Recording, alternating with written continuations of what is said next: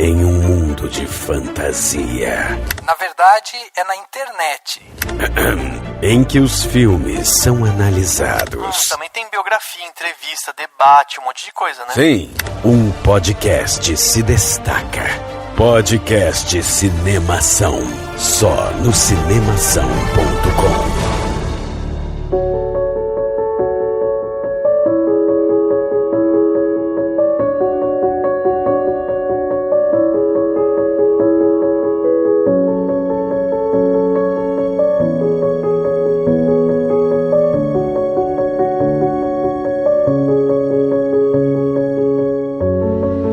Seja bem-vindo ao podcast Cinemação 402. Eu sou Rafael Arinelli e você espera que um cachorro lhe dê uma medalha por não chutá-lo um dia? Né? Eu sou a Ieda Marcondes e eu não vou fazer um discurso no final. Muito bom. Eu sou a Clara Lima e eu realmente gosto de Neil Gaiman.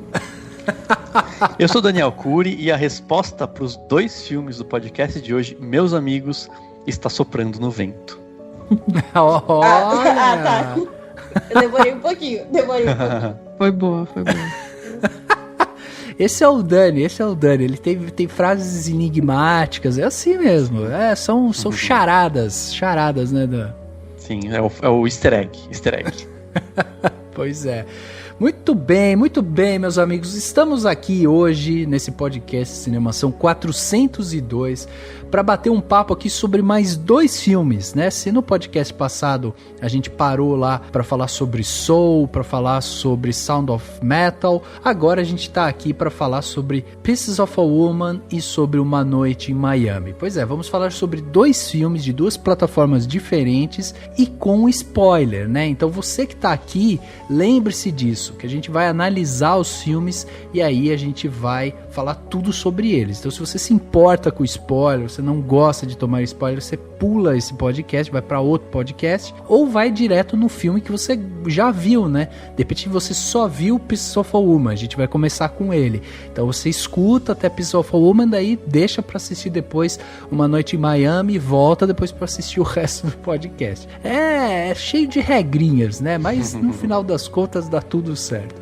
E para bater esse papo aqui com a gente hoje, a gente tem 2 estreias aqui que a gente tá muito feliz de receber. A primeira é a Ieda, que veio aqui, crítica, jornalista, tem site. A Ieda tá aqui para compartilhar com a gente toda a sua visão de cinema, de mundo, por que não? Ieda, muito obrigado pela sua presença aqui com a gente hoje. Fala um pouquinho aí qual que é seu projeto na internet, o que você faz? Pô, eu que agradeço, né? Eu tenho um podcast também, mas meu podcast ele tem um formato bem mais curtinho, roteirizado, são só episódios de 5 minutos cada. Eu tenho um site também, que é o iedamarcondes.com. Lá eu escrevo resenhas, sempre um filme ou uma série.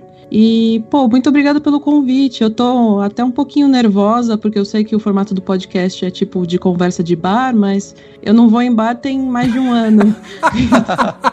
Perdemos o costume, né? Eu não sei mais como a gente se comporta em bar, sabe? Então, agora se alguma besteira, me avisem.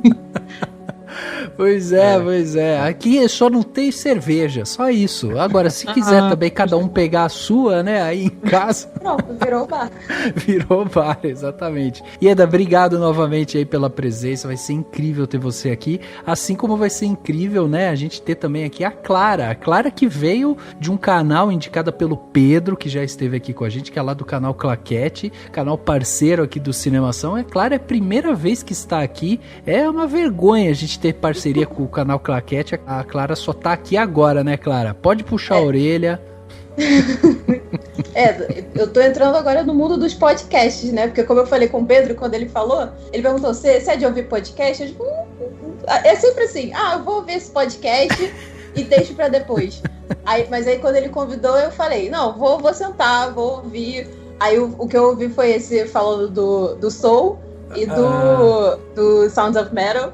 Até agora, quando você falou, eu achei que fosse a voz do Daniel, né? E aí você começou a falar de, meu Deus, é a voz dele. Pois é.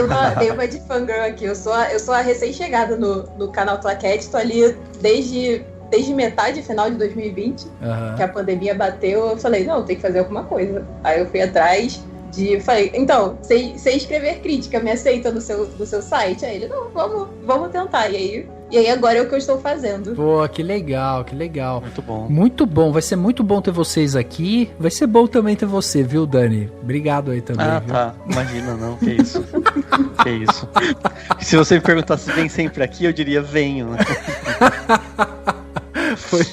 Pois é. Vamos então bater esse papo sobre Piece of a Woman, sobre Uma Noite em Miami, logo depois do quadro Repercussão. Confira o que rolou durante a semana. Eu começo. Agora no Repercussão.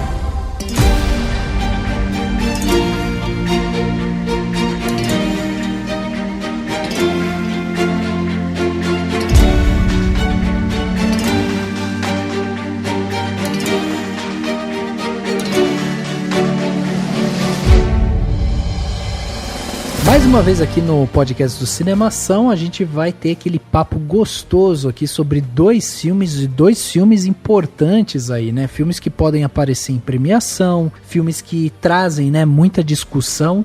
E é isso que a gente vai fazer aqui hoje, né? Vai discutir. Mas a discussão, ela começa aqui com a gente, mas ela não termina. É o ponto de partida isso daqui. Então, se você quiser ajudar a gente a discutir ainda mais, mandar seu comentário sobre o que você acha sobre Pieces of a Woman ou Uma Noite em Miami, manda seu e-mail para contato@cinemação. Através desse e-mail, você mandando seu comentário, vai chegar aqui para mim e pro Dani. Não precisa ser só sobre o filme, tá? Você pode mandar aqui, mandar a sugestão de podcast que você quer que a gente faça, mandar críticas sobre nós, por exemplo, Rafa, você fala demais que odeia filme de super-herói, isso é muito chato, sei lá, pode mandar isso, a sua crítica pra gente, seu elogio e tudo mais. Tudo isso ajuda com que a gente melhore, né, o podcast do Cinemação, quando a gente tem esse contato mais próximo com vocês. Além disso, né, nosso podcast ele está no Spotify, no Deezer, no Google Podcast, no YouTube, nos principais agregadores de podcast, mas ele está também dentro do nosso site, o cinemação.com. É lá que a gente concentra todos os nossos conteúdos. Então tudo que é artigo que sai, tudo que é crítica que sai, está no cinemação.com. É legal você entrar lá, porque daí você vai ter uma ideia mais profunda ainda mais, né, sobre tudo que a gente fala aqui. Porque vira e mexe sai artigo, sai dicas de filme, sai análises, sai muita coisa bacana lá. Cinemação.com é um espaço bem legal também para você conhecer. Então vai lá, cinemação.com, o site do podcast do Cinemação. Lembrando que você pode colaborar com a gente também com dinheirinho todo mês, mas não precisa ser muito não, o que couber no seu bolso.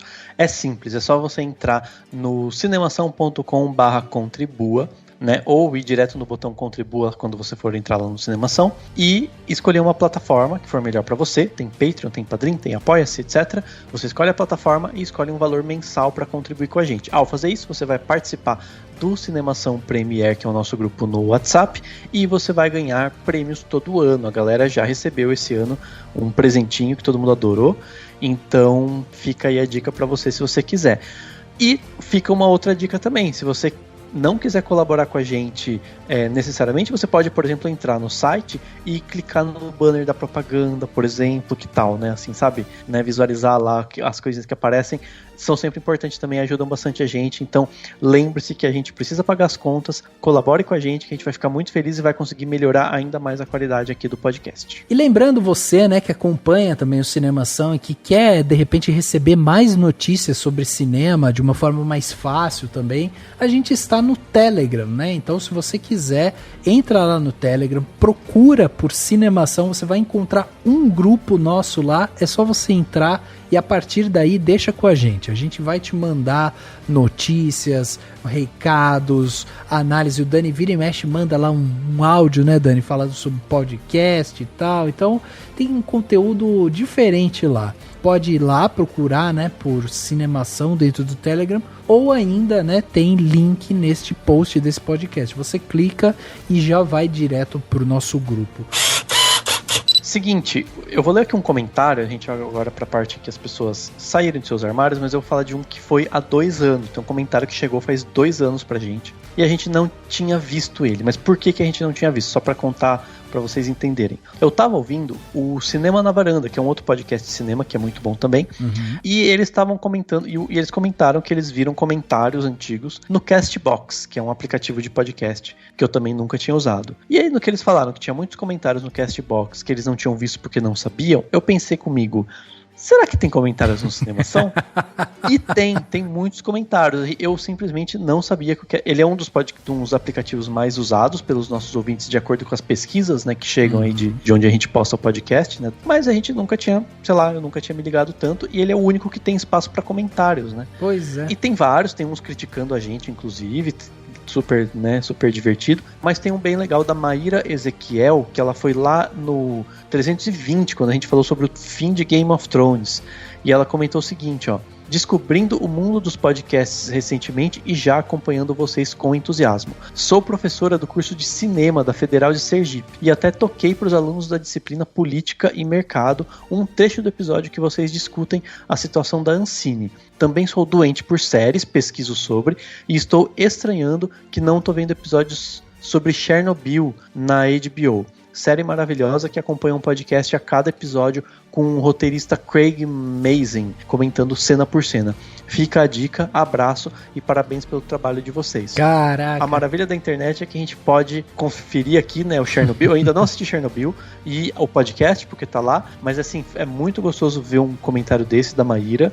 Fiquei super feliz de ter entrado no Castbox pra ver esse comentário. Que bom que tá aqui o comentário pra gente ler.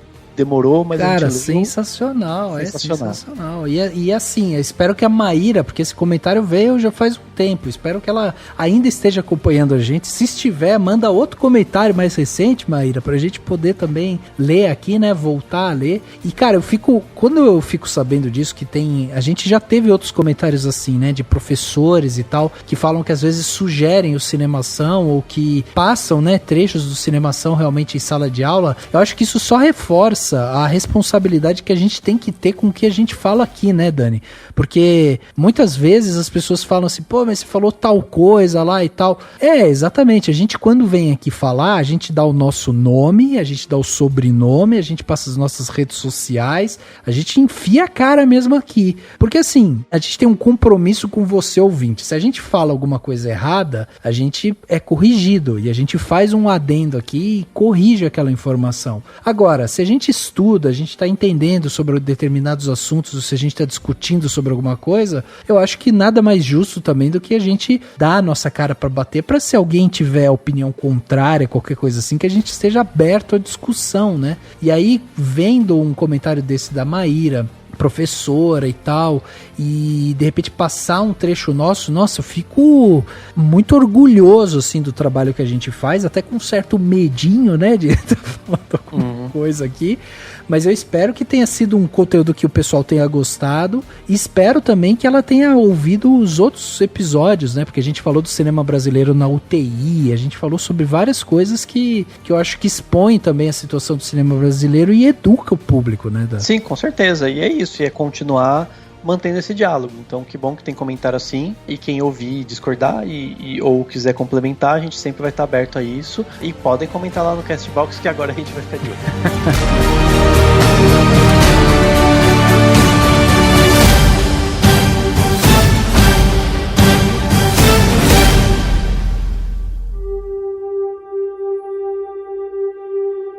I wanted to stay at home.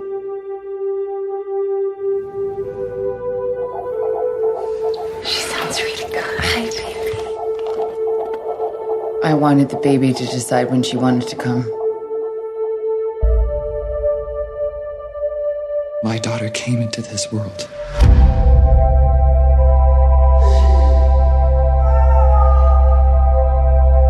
For the time that she did.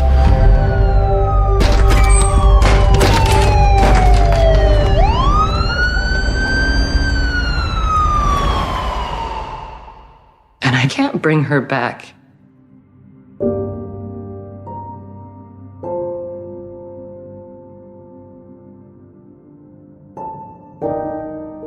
Chegava nas telas da Netflix no dia 7 de janeiro de 2021 o filme Piece of a Woman, filme do diretor húngaro, o Kornél Mandrugizo. Madruguinha. É, o Madruguinha, né? A gente podia chamar ele assim. Ou só de Kornél, pronto. É, Kornél é mais fácil. Kornélzinho. O filme é estrelado pela Vanessa Kirby e pelo Shia LaBeouf, né? E o Piece of a Woman, que não tem dados, né, sobre valor investido, valor arrecadado e tal, porque, como vocês bem sabem, a Netflix, ela é aquela caixinha, né, bem fechada sobre esse assunto, não revelam muita coisa ali sobre, principalmente, quanto arrecadou. É cada vez mais difícil conseguir essas informações, né? E o filme, ele conta a história de uma jovem mãe que passa por uma tragédia ali com o seu bebê no dia do nascimento, e aí a partir disso ela precisa lidar com a consequência desse fato, né, em várias partes da sua vida, incluindo o casamento, o relacionamento com a mãe, além de um processo que é aberto, né, contra a parteira ali, que acabou vendo ali o filho dela morrer no parto. Dani, diz pra gente, a gente já falou aqui desse diretor húngaro, né, o Kornél, falamos aí dos atores também, né, que são os dois principais ali e tal, mas a gente tem aí uma ficha técnica importante, né, nesse filme, né, Dan? Sim, na verdade tem até uma galerinha aí lá da Hungria, né? Então o Kornél Mondrucso, acho que é Mondrucso que fala, né? Ele é húngaro, esse é o primeiro filme dele em língua inglesa, né? É o primeiro filme que ele faz em língua inglesa, e ele fez muito sucesso com O Deus Branco, que é um filme que foi super premiado, super importante. Também fez o Lua de Júpiter, e o roteiro também, né, desses dois filmes, do Lua de Júpiter, do Deus Branco e agora do Piece of a Woman, é da Kata Weber, que é a esposa, né, do Kornél. A montagem é do deve-se dizer David Jankso, que também é húngaro. Aliás, húngaro, gente, é uma língua absurdamente difícil, tá? Vamos desapegar aqui, né, das pronúncias. É muito difícil. Vamos na liberdade. Vamos ter a Vou liberdade. chamar ele de Davi, tá tudo bem. A fotografia é do Benjamin Loeb, que fez vários filmes, tal como diretor de fotografia. Um dos principais é o Mandy, Sede de Vingança, que é um filme de terror, né, com o Nicolas Cage. Uhum. A trilha sonora é do Howard Shore, que é um cara que fez trilha sonora de tudo que é filme que você imaginar, incluindo todos os do Hobbit, todo o Aviador, toda a saga Crepúsculo, né? Enfim, maravilhoso, Howard Shore. E o elenco a gente tem realmente a Vanessa Kirby, que tá lá no Missão Impossível, ela tá no The Crown, né? Como a irmã da rainha nas primeiras temporadas. Brilhante. Sim, não, ela é ótima, enfim, nesse filme inclusive, né? O Shia LaBeouf, que não sei se ele ainda tá cancelado, se ele não tá mais cancelado, depois me ajudem aí. A gente entrou no cancelado. Tá cancelado. Ele tá cancelado. Tá canceladíssimo. Então tá. Sei que ele tava cancelado, eu falei, às vezes descancelam e tal, mas beleza. Mas ele tá no filme, enfim. A Ellen Burstyn, que, né, todo mundo deve lembrar dela desde o Interestelar, do Requiem para um Sonho ou do Exorcista, né, depende daí das suas preferências. E a Molly Parker, que tá no Perdidos no Espaço, entre outros filmes, que faz lá a parteira, que acho que é uma personagem super importante, que, enfim, eu acho que é a melhor coadjuvante desse filme, na minha opinião. E é isso. Aliás, eu acho bem controverso isso da parteira ser importante, porque o filme se vende como uma batalha judicial, né? A primeira vez que eu li sobre esse filme, a sinopse estava lá, era uma luta de uma família contra a parteira, e aí eu já fui achando que era o tema principal. Discutir a questão do parto humanizado, que ainda é um assunto polêmico, né? Uhum. Você ter alguém você ter alguém que entende, mas que não é exatamente um médico, e você não tem toda essa segurança para fazer um procedimento complicado. E aí, quando você chega no filme, aí já vai o spoiler, você vê que não é isso. Você vê que isso aí é o mínimo do mínimo do mínimo sobre o filme. Eu acho que até meio que se vende errado, mas talvez numa tentativa de atrair a atenção, porque é falado, mas não é sobre isso, mas tá aí. Mas tem muito, muito mais do que isso. Acho que ao invés de... Eu colocaria que ao invés de ser uma batalha da família contra a parteira, seria uma batalha da mãe contra a família e contra si mesma. Exatamente. Mas eu acho que, assim, tem muita gente que fala... Eu vi várias pessoas falando desse filme dizendo o seguinte: o filme, depois do certo ponto, ele muda completamente, né? E quando eu vi, eu não senti isso. Eu senti como uma coisa natural, né? Tipo, é o processo de luto e depois, né? Enfim, mas eu acho que eles tentaram pegar, porque você, em termos do que vende, né, comercialmente, acho que você não vende tanto um estudo de personagem, né? Isso daí o perfil dessa primeira parte é de um filme, do chamado filme independente, de festival, estudo de personagem. E aí depois entra... Mas eu não vejo, eu particularmente vejo com um processo natural, até pela transformação que a gente pode discutir da protagonista, né? Assim, ela vai se moldando para chegar nesse final e ser quase catártico, né? Aqueles momentos, assim, né? Então, eu acho que essa parte dessa mudança vem depois, logo depois da primeira cena, que é um plano de sequência de 35 minutos. Haja paciência, haja dinheiro, a gente já sabe que é um filme de calibre. Eu acho que depois disso, eu acho que esse começo já funciona como um ótimo média-metragem, funciona por si só, sabe? Não depende do final para deixar um impacto. E eu acho que assim que acaba, tem um ponto de mudança. Que eu até, quando eu escrevi sobre esse filme, eu falei que ele é um filme monótono. Tudo que tinha pra crescer, todas as ondas dramáticas que tinham que ter, estão naqueles 35 minutos iniciais. Depois é só ladeira abaixo. A cena mais impactante é justamente o começo, e a gente nunca chega nesse pico de novo, né? Exato. É bem monótono, mas eu fiquei com medo de falar que é monótono, as pessoas entenderem que é chato. Não é chato, é só... monótono, literalmente monótono, sabe? No mesmo tom. Vamos ser sinceros, é um filme pesado, vai. É um filme bem pesado. Dramaticamente é bem pesado. Inclusive, eu tava lendo sobre o filme, e um dos comentários que eu vi, que eu achei engraçado, é que seria o filme favorito de um coach de atores. Porque são sempre cenas de briga, de discussão, muito luto, muito drama, e é por aí mesmo. E esse filme é baseado numa peça, né? Escrito pela própria Kata Weber sobre o caso deles, né? Da família. Que ela e o marido, o diretor do filme, eles perderam um filho. E aí eles passaram por esse processo. Então dá pra ver que é muito confessional. É uma coisa muito pessoal que sai dali. É uma coisa que se não fosse a pessoa que passou por aquilo, você não acreditaria contando. Tem uma verdade, sabe? Eu acho que é isso que torna o filme bem pesado. Eu acho que é também por isso que a questão do tribunal parece que fica meio fora, porque a gente já tá numa coisa tão íntima do relacionamento dos dois, e de repente você tem que se preocupar com a parteira. É um negócio que meio que parecia que não devia estar lá às vezes. Mas sabe que isso que você falou, Ieda, é interessante porque... é justamente, eu acho que esse sentimento que você falou, que parece que é uma coisa que não deveria estar lá, eu acho que é uma coisa super planejada, porque aquilo é um negócio que foi totalmente forçado pela mãe dela, né? Não era pra estar lá mesmo.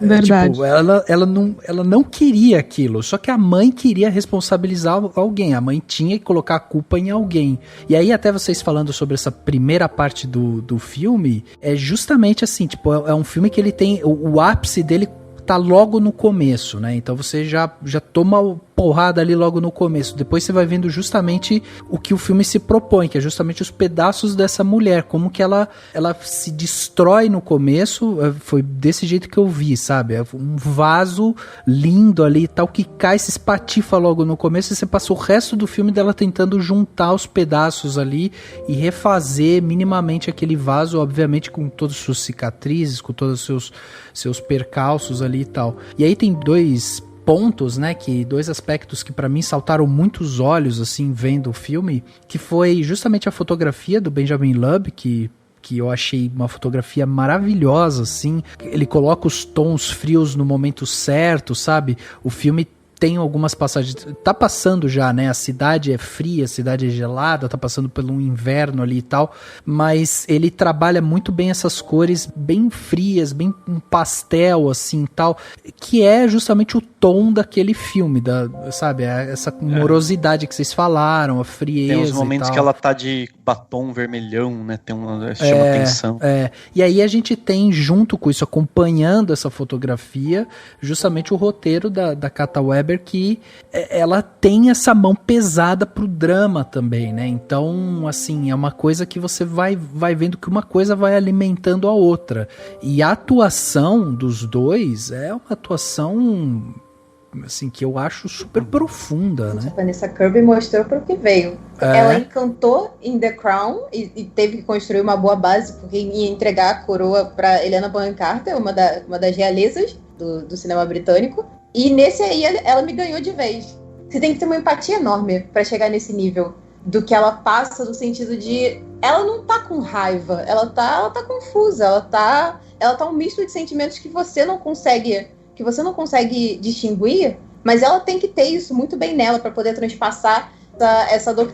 Você falou que ela foi destruída, tá tentando se reconstruir, ela foi destruída e tá sendo destruída cada vez mais, né? Porque a mãe sempre chega lá, bate nela, pisa, destrói ainda mais. Tem até uma cena bem, bem pesada, em que ela basicamente implica que a criança morreu porque a mãe não conseguiu manter ela viva. Eu acho que esse seria um ponto de virada se o filme mudasse o tom depois disso. Mas não é, mas é uma coisa que tem uma profundidade, sabe? Que realmente é inerente ao cinema confessional.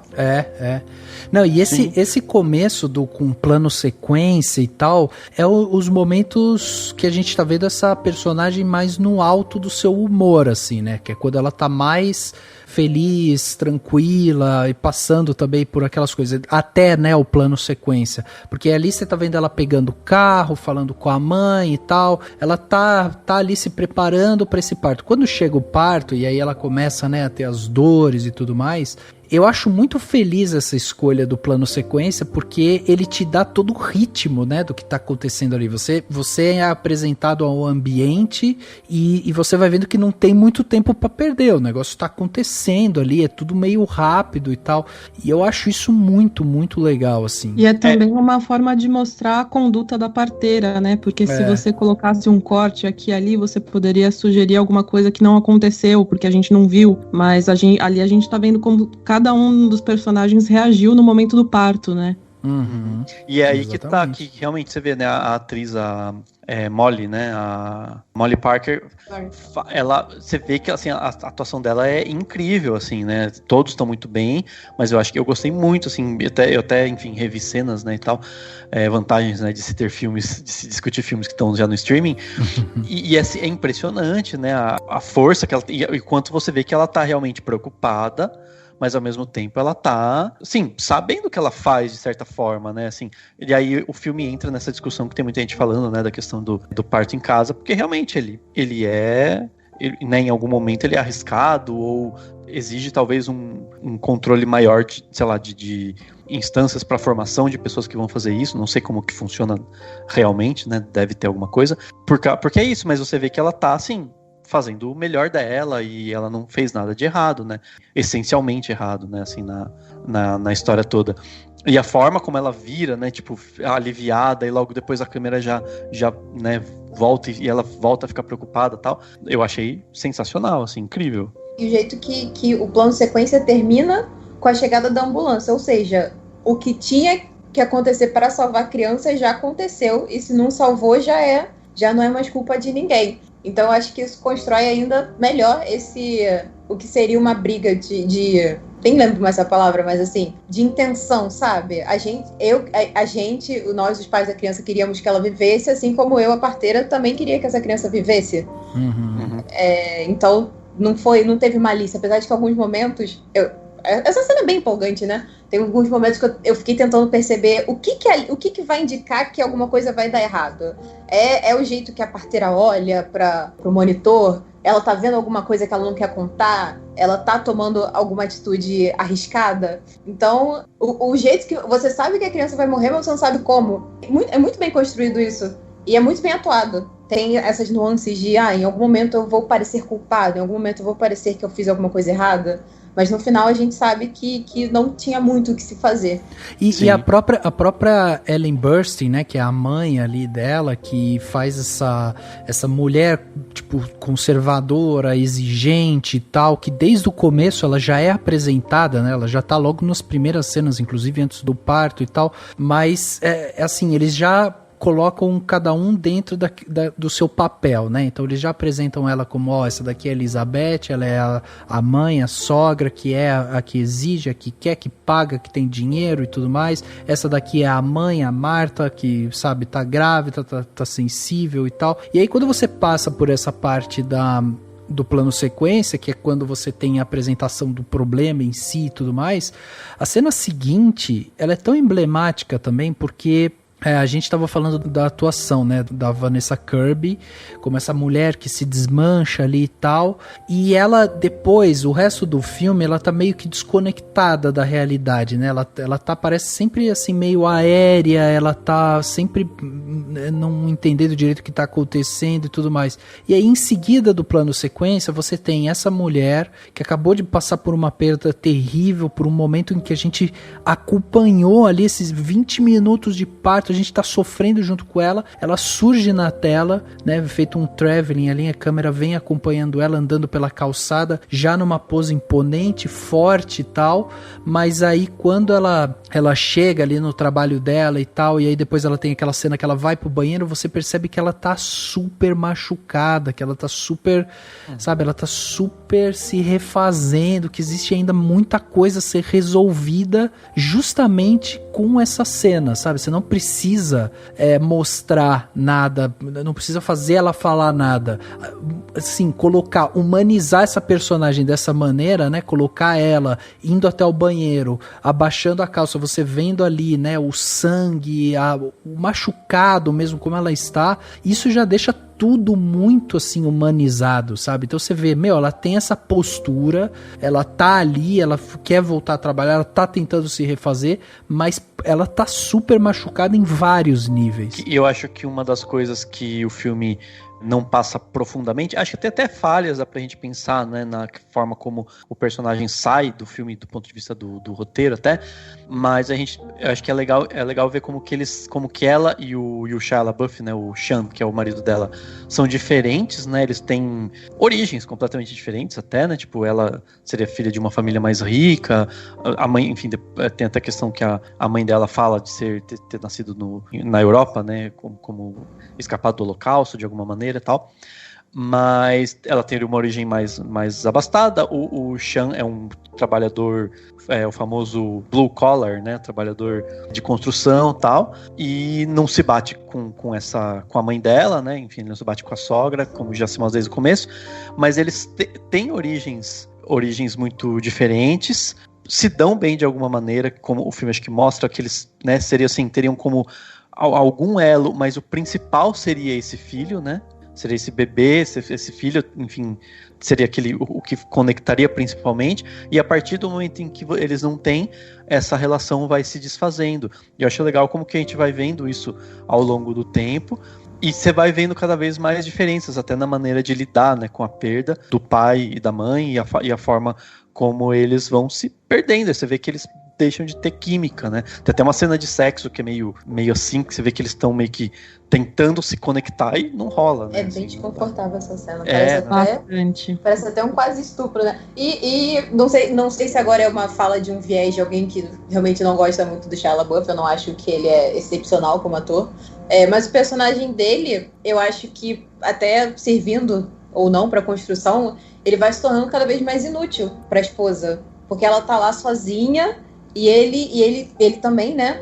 Porque ele também perdeu uma filha, mas em algum momento ele só tá se tornando um personagem tóxico, que ao invés de estar sofrendo, só serve para fazer o outro personagem sofrer. Tanto que aquela cena dele traindo com a advogada, até uma coisa meio sem propósito pra narrativa, mas aí você só vê, eu sou um personagem, tá sendo só mais um bosta na vida da menina que já tá acabada. Ele não respeita o processo de luto dela também, né? Exato. Porque ela quer meio que seguir adiante, ele não consegue. Enfim, mas é isso mesmo, ele é um bosta.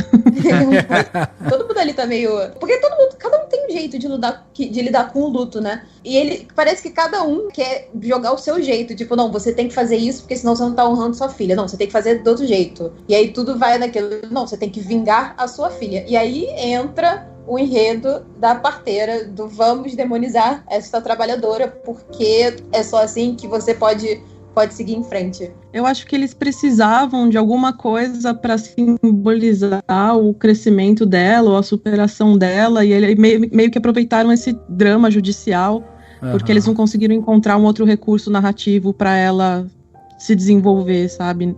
Para mim ficou um negócio meio esquisito.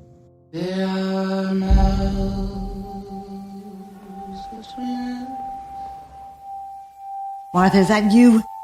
How are you?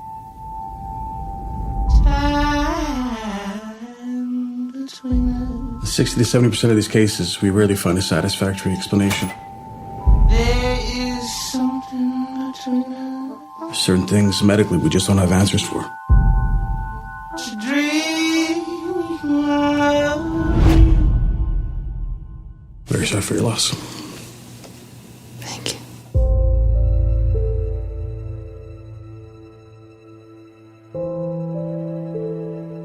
E você sabe que vocês falando isso me veio muito na cabeça o seguinte, porque o que eu acho interessante desse roteiro é justamente assim, que o bebê ele é perdido nesse parto natural, né, em casa, humanizado e tudo mais e tal. Que é um estilo de parto hoje que existe, né, uma discussão grande por vários meios, se isso é bom, se isso é ruim e tal. Então, assim, a gente tem uma discussão e eu acho que a gente nem tem competência aqui para entrar nisso aqui e tal. Mas o que eu acho interessante é que, independente, né, disso, de o parto ser bom, se ser ruim e tal, eu acho que tem uma questão aqui que é o foco do filme, que é justamente as escolhas dela, da escolha dela como mulher, a escolha dela com o que ela quer fazer com o próprio corpo, sabe? E aí é interessante porque, assim, eu percebo muito, assim, pela minha irmã que teve filho.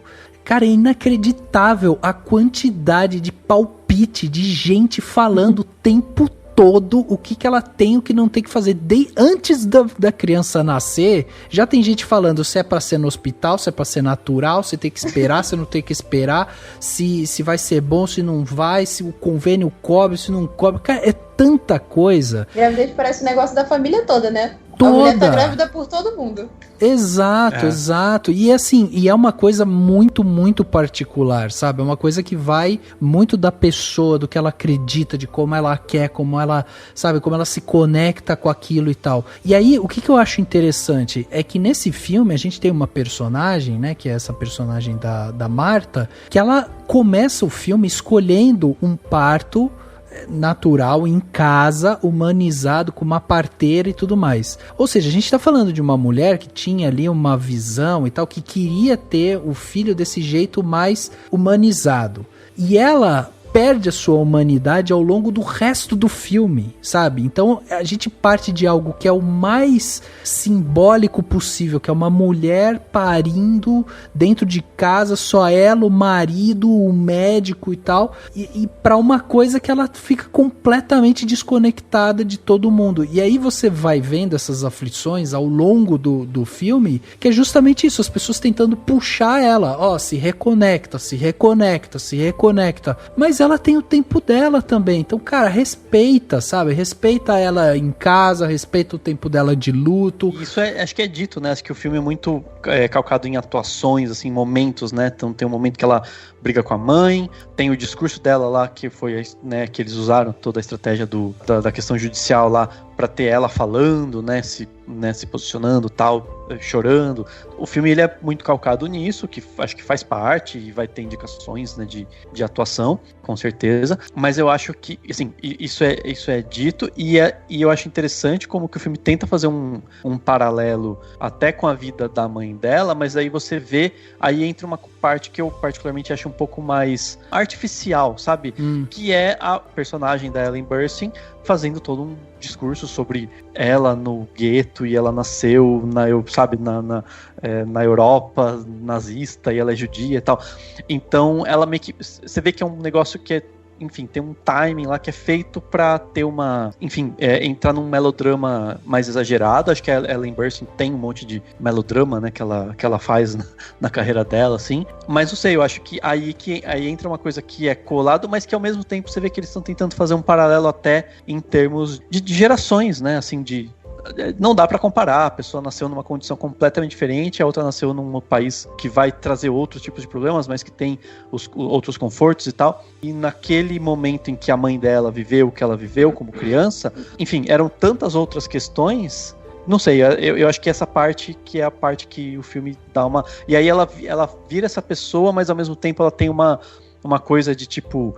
meio que expulsar, né, o marido, falar, saia, vai embora com esse dinheiro e tal. Sei lá, eu acho que aí que o filme entra numa parte que, sei lá, podia ser mais enquanto muita gente não gosta da parte do tribunal, eu acho que essa parte que é um pouco complicada, sabe? Eu acho então, meio, mas você não artificial. você não acha que é justamente isso? Porque pra mim, todas as cenas que envolvem a mãe dela e que às vezes a gente sente que é um pouco forçado, a gente sente que, sabe, puxa um pouco ali e tal, pra mim isso é tão a mãe dela, sabe? Isso é tão característico da mãe dela, como você falou. Pô, é uma coisa até meio artificial ali, tá falando dela, sabe, no holocausto, não sei o quê. Exato, é exatamente a personalidade da mãe, é tipo trazer um assunto que não tem nada a ver, que não, ela não precisava ter falado aquilo, era justamente o momento dela se conectar com a filha e falar sobre a perda da filha, escutar a filha, mas não, ela quer trazer... Mas ela não ouve.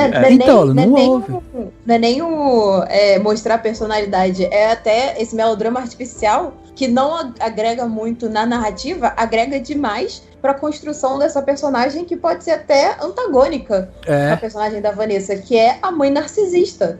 Nós temos aqui mãe contra mãe. A mãe que culpa a filha por ter perdido o bebê, ela fala isso quase que diretamente, falando que se ela sobreviveu no gueto, tendo nascido na rua, no colo da mãe, como é que a criança nascida no conforto da casa não sobreviveu? Você teve alguma culpa nisso. Exato. Então esse melodrama artificial é muito coisa de narcisista. Eu acho que a mãe representa muito as aparências, né? Então tem a Marta encontra uma amiga da mãe que dá um abraço nela, de repente ela se sente até meio desconfortável, porque a mãe tá lá contando da vida dela e tal, e a própria luta judicial é até uma forma da mãe restaurar as aparências para ninguém achar que foi a filha que fez alguma coisa errada, né?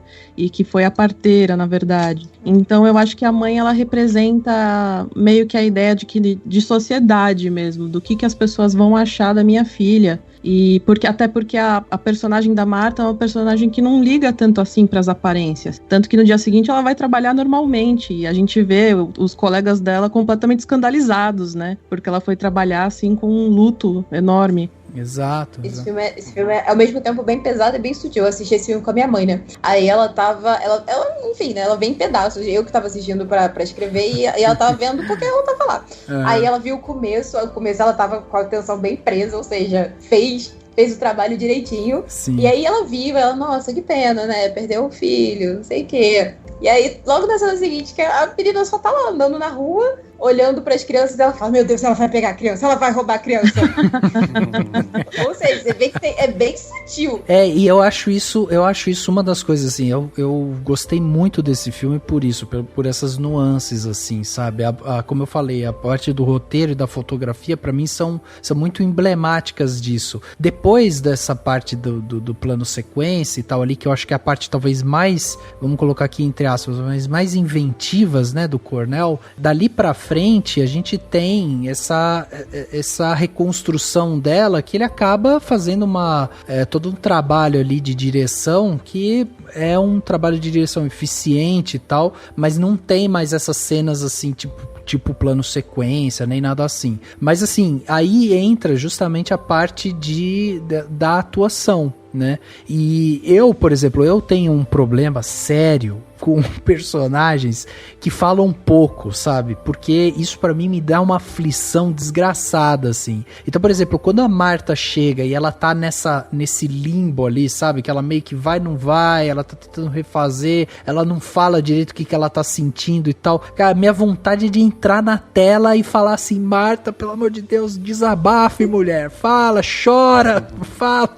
E eu não consigo, então eu vou sofrendo junto, sabe? Eu vou sofrendo junto com ela, eu vou entendendo muito a personagem e tudo mais. E aí eu acho que essa coisa, né, do relacionamento dela, os relacionamentos que ela tem com a mãe, com o marido e tal, tudo isso vai levando a gente a essa construção dessa mulher, que mais pra frente a gente vai ver que no final das contas, apesar de ser um período conturbado e tal, tudo tem o seu tempo, né? Então a gente vê que ela sofreu, ela fez as coisas que ela não queria, ela iria condenar uma parteira ali por um problema que aconteceu e tal, ela toma consciência, ela vai ali pra defender a parteira e tal, e aí no final a gente vê que a vida continuou, tipo, essa marca vai estar dentro dela, isso vai sempre estar na consciência dela e tal, mas é uma passagem, né? A vida é feita disso. E no final ainda se abre uma mensagem que é quase católica, né?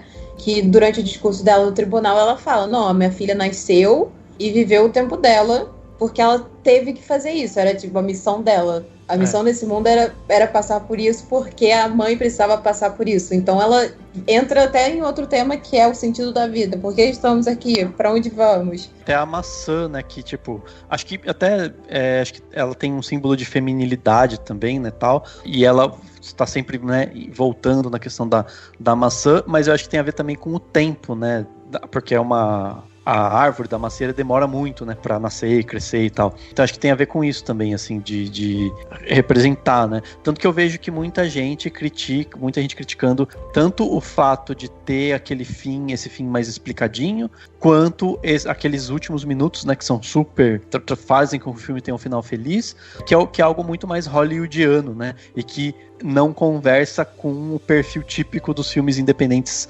europeus, né, de onde os diretores vêm, o diretor e a roteirista vêm, que tendem a ser muito mais sutis, né? Então tem muita gente que fala assim, o filme deveria terminar no momento da ponte, que é logo um pouquinho antes do tribunal mesmo, assim. Uhum. Então seria uma forma de dizer assim, a vida continua, olha a câmera indo. E aí ele tem esse tempo que é mais hollywoodiano, né? Que até conversa com o melodrama, mas vai também para uma coisa de colocar religiosidade, e ainda mais de personagem, né? O discurso para todos verem a pessoa discursando e falando aquelas palavras bonitas, assim. Eu acho que é muito legal de fazer esse paralelo, tipo, isso é muito Hollywood, né? Assim, muito, muito americano, né? E ainda diria que é muito teatral também e até um pouquinho europeu. Eu achei isso aí uma boa adaptação, não só um bom filme, um bom roteiro, com boas atuações, é uma boa adaptação, porque vem de uma peça de teatro e nem sempre as pessoas sabem adaptar o teatro pro cinema, porque é outra narrativa, é outra linguagem, outro tipo de atuação. Outro dia eu tava vendo a versão cinematográfica de Ada Gabler, e o jeito que eles fizeram foi basicamente um teatro filmado, sabe? Os atores falam como se estivessem num tablado, sabe? É uma coisa que não é cinema. Não é para ser visto dessa forma. Continua teatral, mas foi bem adaptado para que seja mais contido, para que seja mais o silêncio, o que tá no olhar, sabe? O que tá num gesto pequeno, que é uma coisa que você não pode fazer no teatro. No teatro tudo tem que ser grande. Então acho que foi, além de um bom filme, além de bem escrito, é uma boa adaptação. Imagino que o diretor tenha sido também quem adaptou quem dirigiu pro teatro, porque quem escreveu foi a esposa dele. Então, mas eu não sei quem foi a primeira pessoa a montar essa peça. Imagino que tenha sido ele, e se tiver sido ele fez um bom trabalho em diferenciar as duas obras que ele dirigiu. Mas ao mesmo tempo, eu não acho tão bem adaptado assim, porque o recurso do discurso no final, eu acho uma solução meio preguiçosa, porque o filme estava todo na força dos diálogos, na força das próprias imagens mesmo, dela chegar no escritório, ninguém falar nada pra ela, mas a gente entender a situação. Então eu acho que ali no tribunal o filme dá uma derrapada, sabe? Eu não achei legal ele se resolver num discurso. Ela não tá nem depondo ela que pede pra falar. Pra mim, eu acho que nem faz sentido com a personagem, sabe? Mesmo num momento de recuperação, ela não viraria e faria um discurso para um monte de desconhecido num tribunal, sabe? Nossa. Isso aí me incomodou um pouco. Eu concordo 100% com você também. Também tive essa sensação. Para mim, o final ali é justamente como o Dani também falou aqui, né? Essa coisa hollywoodiana e tal. Mas esse final, assim, vamos ter que ter um discurso, depois a cena dela com uma outra criança e tal, para mostrar que a vida caminhou e tal. E isso para mim foi justamente o que perdeu um pouquinho o tom, sabe? Do filme, porque eu tava gostando muito dessa coisa de, com 15 minutos você tem ali o trágico, você tem o plano sequência, aconteceu tudo e tal, aí você passa depois 1 hora do filme, 1 hora e pouco, vendo essa mulher se reconstruir, e aí o final é tipo, olha o discurso bonito e tal, sabe? Vocês acharam, gente? Eu realmente acho que essa parte da criança no final, cortável, até porque a gente não sabe se ela teve a filha ou se um outro universo em que a filha tá viva. Achei desnecessário, mas eu gostei muito do diálogo. Eu achei, do diálogo não, do texto final, que ela que é a prova que ela se reconstruiu. Então, o texto em si, o texto ele é bom. O texto é bom, é muito bem pensado, é bem escrito e tudo mais. Eu acho só que o tom ali é outro, porque a gente estava falando justamente de uma mulher, ela é reservada, ela fica na dela, ela tá sentindo no tempo dela e tal, bababá. Aí de repente ela tá, sabe, ela se coloca na frente de um tribunal pra falar pra mãe, pra falar pro juiz, pra falar pra sociedade, pra falar pra todo mundo. Sabe quando parece que não conecta essa ação àquela pessoa que a gente tava conhecendo, entendeu? Dá a impressão que a cena aconteceu porque no teatro, em algum momento, a atriz virava pra plateia e começava a falar sobre ela, né? Rolava um monólogo na peça, né? Parece que a cena aconteceu por causa disso, mas no filme parece que não tem sentido. Eu entendo o que vocês falam, mas pra mim, eu gostei muito desse filme. Tô muito. Eu gosto. Tô com um viés enorme pra falar desse filme. Mas eu gostei porque mostra um pouco do desenvolvimento da personagem, né? Ela não termina da mesma forma como ela começa. Eu acho que se fosse qualquer outra atriz que não esteja no nível de talento e de técnica que a Vanessa tem, talvez essa cena poderia ser ruim pra mim também. Mas eu acho que ela mostrou de um jeito bem particular. Que ela ainda tá com medo de estar ali, ela ainda tá insegura, ela ainda é ela. Mas ela tá fazendo aquilo como... Ela tá dando aquele discurso como um desabafo, sabe? Ela precisa fazer aquilo pra acabar, pra encerrar um ciclo. Eu acho até que se o filme terminasse ali, seria muito melhor do que aquele... Não sei quantos anos depois. Epílogo. Feliz com a filha, catando maçãs, não sei o quê. Aquilo pra mim nem tinha rolado, sinceramente. para o filme, depois do discurso, pronto. Não, nem o discurso. Tira o discurso, deixa ela só na ponte e já tá ótimo, já acabou. Agora deixa eu perguntar, antes da gente finalizar aqui o papo, né, sobre esse filme, eu quero só saber, porque eu estou por fora, mas por que o Shia LaBeouf está cancelado, minha gente? Então, a ex dele, a FKA Twigs, que é acho que ela é cantora, ela acusou ele de abuso. Entendi. E ele admitiu, ele falou, realmente, eu tenho um problema e tal, e acho que foi pra uma reabilitação. E agora acho que a equipe legal dele tá falando que não, que é tudo mentira. Mas caraca! Eu sou pesada demais com o Shia LaBeouf. Ele vem do Transformers, né? Eu não sou muito fã de Transformers. Aí quando falo o nome dele já revira os olhos. Aí falaram agora que ele é abusivo, que ele é um bosta. Eu vi aquele Honey Boy, né? Que ele fez e tal. Ele deve ser problemático mesmo, né? Porque o filme ele mostra... Ele faz o papel do pai, né? Ele faz o papel do pai dele. Tipo, você fala, mano... Ele tem cara de quem é ator de método, sabe? Sim. Gente, ator de método não dá pra confiar. Ele fez uma performance, né? Que ele ficou, sei lá quantas horas num cinema assistindo todos os filmes dele. É um negócio super egocêntrico, né? Que narcisista também, né? Tem um monte de meme, né, dele assistindo num cinema. É desse evento, desse negócio. Ele então, mas no filme Honey Boy lá que ele fez, é meio que isso, né? Tipo, ele, não sei se ele é o diretor, não é o diretor, mas é baseado na história dele. Aí aquele menino Noah Jupe, que é ótimo, né, o ator, faz ele pequeno, e aí ele faz o Shia LaBeouf faz o papel do pai dele, e ele era um pai abusivo e bizarro, então assim, o Shia LaBeouf não deve ser bem da cabeça. Ele era ator mirim, né? Ator mirim é difícil de se dar bem na vida, né? Porque eles conhecem um sistema de abuso, assim, muito, muito cedo na vida. Exatamente. É escrito, produzido, estrelado por ele, sobre a vida dele, é tipo um The Room moderno. Isso, exatamente. E ele morava, tipo, segundo a história, né, do filme, ele morava com o pai nesses hotéis de beira de estrada e atuava numa série que ele fez durante muito tempo, e aí o pai meio que explorava, enfim, mas tipo, o filme é todo, pinta uma imagem péssima do pai dele, mas no fim ele homenageia o pai dele, sabe, tipo, é muito louco, muito louco. Entendi. Conceito, né? Conceito, vaquinha pra pagar terapia pra Shia LaBeouf. Sim. Isso. Muito bem, então, tá explicado aqui esse nosso momento tititi, caras de Hollywood. Momento Shia LaBeouf, quadro cancelados. Ready for tonight? I'm as ready as a person can be. After the fight, we're all coming back here for the champ's victory party. Don't be late. Minister Malcolm X. Good news, the chariot is coming. You know I'm the greatest. That's right. Jim Brown takes the ball. Your record is going to stand the test of time. How's everybody feeling tonight? All together, yeah. New heavyweight champion of the world. Say, champ, you don't suppose you could sign an autograph? Yeah, of course, man. Give him an autograph, Jim. Action, Mr. Cook.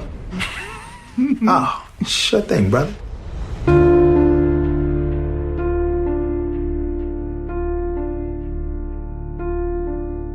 Chegava às telas do Prime Video o filme Uma Noite em Miami, né? Filme dirigido pela atriz e ganhadora do Oscar Regina King. O filme que também não tem dados como orçamento, valor arrecadados, né, ali que são divulgados e tal. Isso não é divulgado, minha gente. Então vocês tenham isso sempre consciente, tá? Toda vez que a gente for falar sobre filmes que estão no streaming, vai ser super difícil a gente falar sobre grana. Mas esse filme, ele conta uma história ali ficcional, né? Onde em uma noite em Miami, após vencer o seu primeiro título mundial, Muhammad Ali encontra Malcolm X, Sam Cooke e o Jim Brown. Eles se juntam todos ali para discutir um pouco sobre os papéis deles, né, na luta pelos direitos civis e na revolução cultural dos anos 60. Dani, diz pra gente, se Regina King é essa musa como atriz, ganhadora de Oscar e tal, ela faz aí agora sua estreia como diretora, e quem mais compõe essa ficha técnica, quem mais que ajudou a Regina King a colocar esse filme de pé? Então, a Regina King, só lembrando, né, é o primeiro grande filme dela,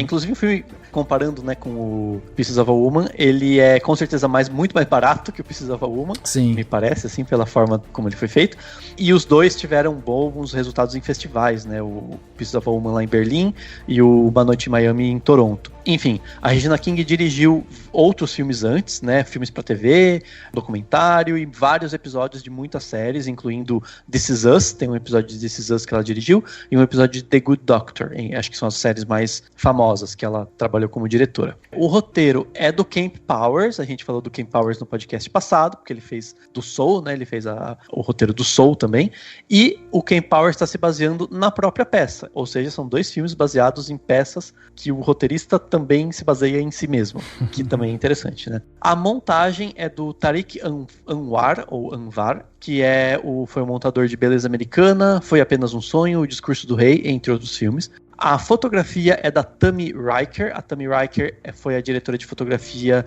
da série Carnivale e do filme The Old Guard, né, que é um filme também recente aí acho que da Netflix. A trilha sonora desse filme é do Terence Blanchard. O Terence Blanchard é um parceirão do Spike Lee. Ele fez a trilha sonora do Destacamento Blood, do Infiltrado na Clã, A Última Noite, e do Harriet também, que não é do Spike Lee, mas é outro filme. E no elenco a gente tem o Kingsley Ben-Adir, que tá no Alta Fidelidade no Peaky Blinders, né? Algumas pessoas conhecem ele. Enfim, dá pra depois a gente falar sobre o quanto maravilhoso ele está como Malcolm X. Tem o Eli Gorey, o que tá no Riverdale e The 100, para quem assiste as séries, talvez reconheça. O Aldis Hodge, né, que a gente viu lá no Estrelas Além do Tempo, no Homem Invisível, e para quem gosta de filme de bonequinho, ele vai estar como o Gavião Negro em breve no filme do Adão Negro, né, que vai ser o Dwayne Johnson que vai fazer. E também tem Leslie Odom Jr. Leslie Odom Jr., você conhece de Hamilton, se você não viu Hamilton, você tá errado, então só isso. Exatamente. Só lembrando aqui, né, Regina King, eu falei que ela é vencedora de Oscar, ela ganhou Oscar, né, de melhor atriz coadjuvante justamente em 2019 pelo filme Se a Rua Bale Falasse, né, um filme também forte, potente, que coloca a mão justamente nessa questão do racismo e tudo mais. E tá em Watchmen, que é um absurdo. Sim, exato. E aí eu queria começar perguntando pra vocês, porque é incrível, né? A gente às vezes faz essas coisas aqui no Cinemação e de verdade, isso não é muito planejado, não. Então, por exemplo, no podcast passado a gente falou sobre Soul e a gente falou sobre Sound of Metal, que são dois filmes que tinham ali uma base, né, na música e tudo mais. Ou seja, tinha uma linha que conectava esses filmes, apesar de muito diferentes. Aqui agora a gente tá falando sobre Pieces of a Woman e Uma Noite em Miami, e novamente a gente encontra uma linha em comum deles, que é justamente o teatro. E aí eu queria começar justamente perguntando isso pra vocês. Esse daqui é um desses filmes que a gente pode dizer que é um filme teatral? Eu acho que dá pra sentir que ele veio de uma peça, até porque você tem poucas mudanças de cenário, né? Eles passam quase que a maior parte do tempo no quarto de hotel. E você tem saídas e entradas dos personagens, né? A Regina King, ela tentou ao máximo tornar a produção mais dinâmica. Não é, por exemplo, a voz suprema do blues, que é com a Viola Davis, eu achei muito mais teatral do que Uma Noite em Miami. Sim. E os dois são peças que meio que se passam a maior parte do tempo num lugar só, né? E eu acho que a Regina King teve muito mais sucesso no Uma Noite em Miami, mas ainda dá pra perceber, sim, que é uma adaptação de peça de teatro. Eu acho que um exemplo desse que você está dando pra gente é justamente a primeira discussão, né, que a gente vê ali entre o Malcolm X e o Sam Cooke, que eles estão ali, né, discutindo no quarto e tudo mais. Quando começam-se a aflorar assim, os ânimos, né, eles vão ficando cada vez mais irritados e tal, ela não se propõe a fazer um plano sequência, como esse que você falou, né, como o filme da Viola Davis, que muitas vezes você vê o diretor fazendo um plano sequência que você vê a entrada, a saída dos atores e tal. Aqui ela faz umas jogadas de câmera justamente para trazer esse dinamismo, assim. Então tem um momento em que o Malcolm X está falando, a câmera fica parada atrás do Sam Cooke olhando pro Malcolm X. Aí quando o Malcolm X caminha pro fundo do quarto, por exemplo, a câmera se posiciona ali no fundo do quarto olhando pro Sam Cooke que tá na frente do quarto. Então ela vai fazendo alguns cortes que trazem esse dinamismo, assim, que a gente consegue ver justamente isso, fugir um pouco dessa coisa mais teatral para trazer para uma história, né, mais cinematográfica, vamos dizer assim. E ela tenta também colocar eles em lugares diferentes do hotel, né? Eles estão na escadaria, estão no estacionamento, estão no telhado do hotel. Dá pra perceber, assim, que do tipo, bom, vamos mudar um pouquinho porque eu não quero deixar eles num lugar só, sabe? Sim. Só uma coisa que eu acho que é importante comentar, pra quem estiver ouvindo o podcast e tá um pouco assim, a história, na verdade, ela é uma imaginação do que teria acontecido, né? É isso que é importante, assim, tipo, o que aconteceu de fato, que se sabe todos eles estavam nesse dia em Miami, depois dessa luta, né, do Cassius Clay, antes dele ser Muhammad Ali. Eles eram amigos, né? Eles eram amigos, mas assim, até onde eu vi, não se tem nem evidência de que eles tenham realmente, sei lá, passado a noite juntos, ou, né, ido para algum lugar juntos. Então isso, o Kemp Powers, quando ele fez a peça, ele imaginou isso e criou isso basicamente porque a vida de todos eles teve mudanças drásticas e grandes em seguida, né? Então... Ô Dani, só pra adicionar, eu acho que tem fotos, porque o Malcolm X, ele tá todo o tempo inteiro fotografando, né? E de fato tem fotos deles todos reunidos, pelo menos na sorveteria. Tá. Então, de fato, eles se encontraram mesmo. Não. Ótimo, mas é o que assim, o que ninguém sabe é o que se eles tipo, conversaram e tal. Sim. Eu acho que isso deu até uma liberdade maior pra inserir temas, porque você não sabe o que eles falam, a gente sabe que eles são os maiores ícones do movimento afro-americano da década, do século, mas a gente não sabe o que eles falam. Eles poderiam muito bem ter ficado a noite inteira falando sobre sabor de sorvete, mas tem essa liberdade de incluir temas que são atuais, né, infelizmente. Sim. Então é um filme que expressa muito, vou dizer, séculos não, né, o cinema só tem um século, né, um século do que não foi dito em um filme. Sim. Tem até piada, né, com sorvete, que eles fazem piada. Sorvete de baunilha é maravilhoso. Temos sorvete aqui de baunilha e baunilha. E eu acho isso tão maravilhoso, sabe, essas liberdades poéticas, porque assim, a gente tá falando de 4 figuras muito importantes pro movimento negro nos Estados Unidos. A gente sabe, tem evidências e tal, de que o Malcolm X e o Muhammad Ali, eles realmente foram amigos.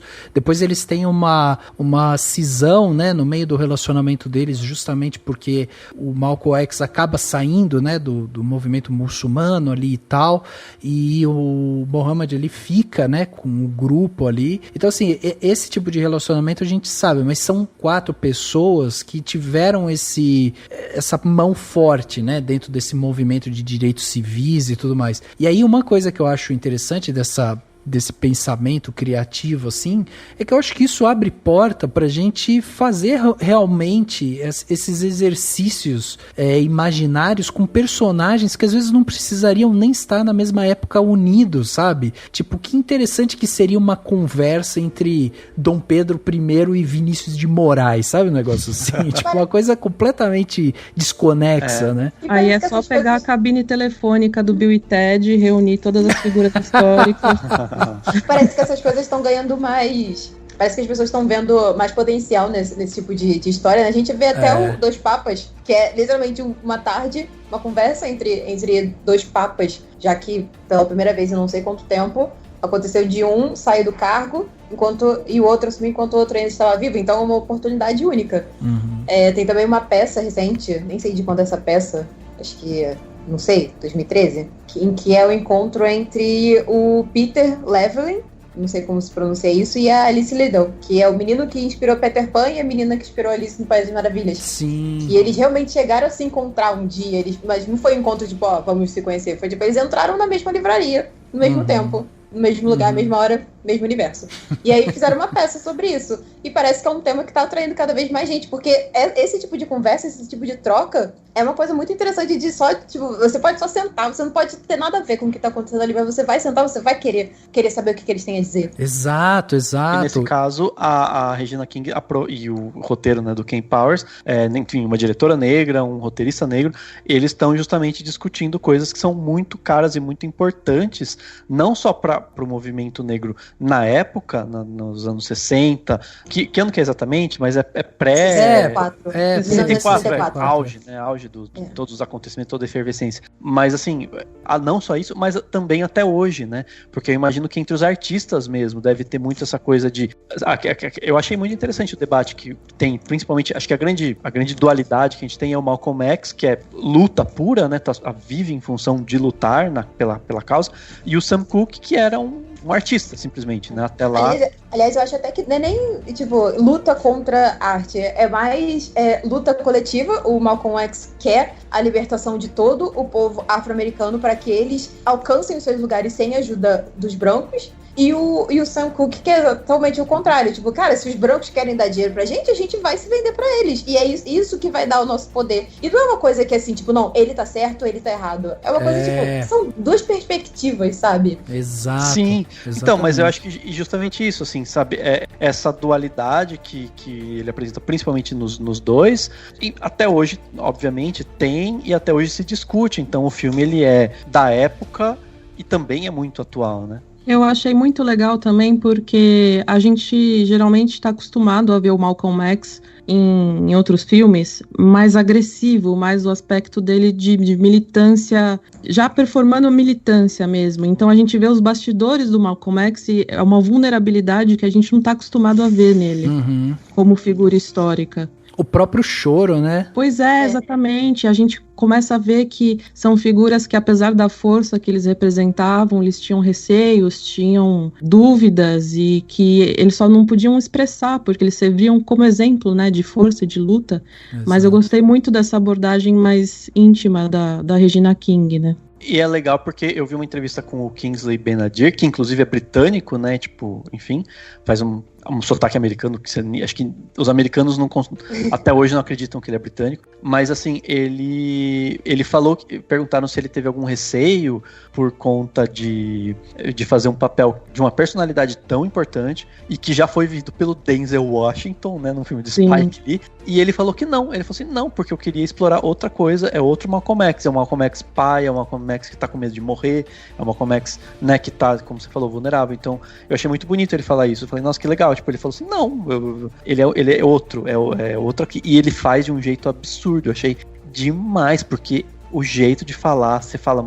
Ele é incrível. Perfeito. Mas aí é ele, o próprio cara que faz o Cassius Clay, né? O Muhammad Ali também, o Eli Gur, né? Também é um cara que, o jeito também de falar é impressionante, assim, como esses caras pegaram. O próprio Leslie Odom Jr., que é cantor e tal, fazer o papel de um cantor, quer dizer, era ele cantando. Então você também não tem aquela coisa, sabe, da dublagem e tal. Isso é uma coisa que eu acho que vem muito justamente desse DNA, dessa mão da direção da Regina King mesmo, que é tipo, vou pegar aqui atores talentosos, pretos e tal, pra mostrar que não é só, entendeu? A gente não é só Denzel Washington, Morgan Freeman, a gente não é só isso. Existe uma gama enorme de talentos pretos e tal, em várias camadas. Esse filme é um tapa na cara em todos os sentidos. O sentido de mensagem, até no próprio sentido de produção. Porque você vê, se não começam a ganhar espaço esses produtores negros, escritores negros, diretores negros, e negras, né, mulheres, assumindo esse backstage, quanto que tantos atores não brancos de talento, melhores do que muitos aí que estão ganhando o povo, entregando migalhas, não seriam reconhecidos, porque a gente não dá espaço para que eles sejam vistos e reconhecidos. E é uma coisa até que é dita no próprio filme, com aquela conversa que ele fala que ele vendeu a música para os Rolling Stones cantarem, porque os Rolling Stones levariam pro primeiro lugar na Billboard. Inclusive, isso de dar espaço para os negros e tal, eu acho que a corrida do Oscar desse ano, se ela for minimamente justa, ela vai ter só um branco concorrendo, que vai ser o Anthony Hopkins. Porque todos os outros é o Riz Ahmed, o Steven Yeun de Minari. Se for indicar, talvez indique o Kingsley Ben-Adir, o próprio ator que faleceu agora, o Chadwick Boseman. Então, se for justo desse ano, eles vão dominar as categorias, com certeza. O Delroy Lindo, né, do destacamento Blood. O Delroy Lindo é um absurdo ele não ter sido indicado ao Globo de Ouro, a nada, porque pra mim foi a melhor atuação do ano, foi a do Delroy Lindo no destacamento Blood. A gente sabe que é uma indústria racista de um jeito... Eu lembro que na época, acho que foi Oscar passado, falando sobre que a Greta Gerwig não foi indicada para melhor diretora e, ao mesmo tempo, só uma atriz negra, né, foi indicada para melhor atriz, alguma coisa assim. E aí teve esse discurso, não é uma coisa sobre mulheres, é uma coisa sobre, assim, a Greta Gerwig não foi indicada porque ela foi esnobada, mas só tinha uma mulher negra concorrendo a melhor atriz porque só tem um espaço para todas as pessoas não brancas concorrerem. Então, fica claro. Eu acho que esse ano, até depois dessa vitória de Parasita, esse ano vai ficar escancarado. Quando eles verem que tem poucos não brancos sendo indicados, eles vão ver que tem uma coisa... Peraí, tem uma coisa errada aí. Com certeza. E quando você falou sobre a questão de produtores e diretores negros estarem, né, fazendo e com cada vez mais, enfim, com cada vez mais evidência, tal, que é muito importante, eu me perguntei também assim, e que diretor branco ou roteirista branco pensaria nessa história? Nenhum. Exato. E vocês notaram? Vocês notaram uma pequena alfinetada da Green Book no meio do filme? Sim, com certeza. Qual foi? Eu não lembro. O Leslie, ele fala, eu não preciso de nenhum Green Book pra me guiar. Com certeza. Não, tipo, tá falando do Green Book do guia que existia, né? Mas com certeza a gente sabe. A gente sabe. A gente tem até a foto clássica, né, do Chadwick Boseman olhando pra trás acho que era pro outro colega dele lá do Pantera Negra, esqueci o nome agora. Que assim que Green Book ganhou, ele olhou do tipo e fez uma cara.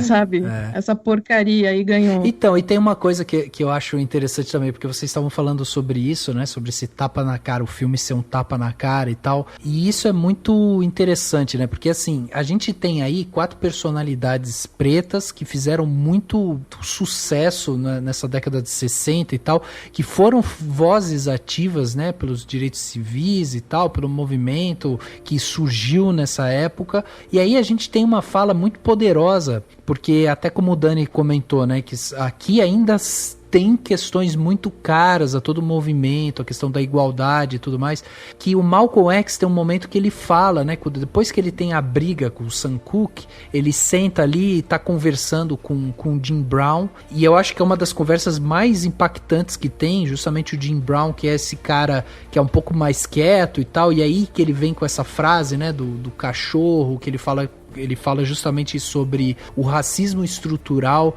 e fala que às vezes muitos brancos, né, às vezes se vangloriam por simplesmente não esnobar eles ou não destratar eles, e fala dessa frase do cachorro, né, que eu falei logo no começo do podcast, que é: você espera que um cachorro lhe dê uma medalha por não chutá-lo um dia. E aí, nesse momento, o Jim Brown vira pro Malcolm X e fala assim: pô, mas sabe, eu entendo também o movimento do Sam Cooke, eu entendo o que ele tá fazendo e tal. E aí o Malcolm vira uma hora e fala assim: não, se eu pego pesado com ele é porque eu sei que ele tem potencial e a gente não está vivendo uma época de ficar em cima do muro. Chegou a hora da gente sair de cima do muro. E isso é muito, muito atemporal, entendeu? Isso daí é uma coisa que é muito contemporâneo. A gente tá discutindo exatamente isso, o que vem, da onde vem. Tem outras questões, né? Questões políticas e tudo mais. Exato. Então isso abraça, né, de várias formas.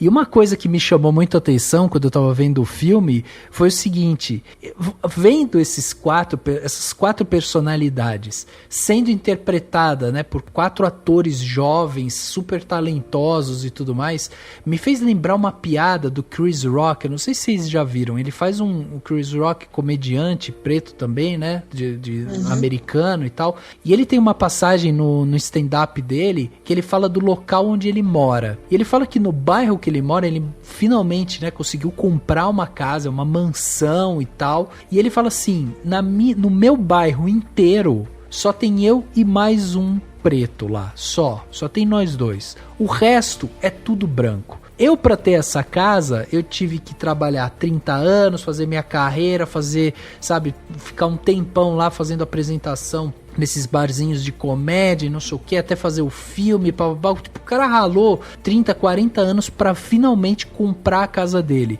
Daí ele fala assim: o meu vizinho que é branco, ele é dentista.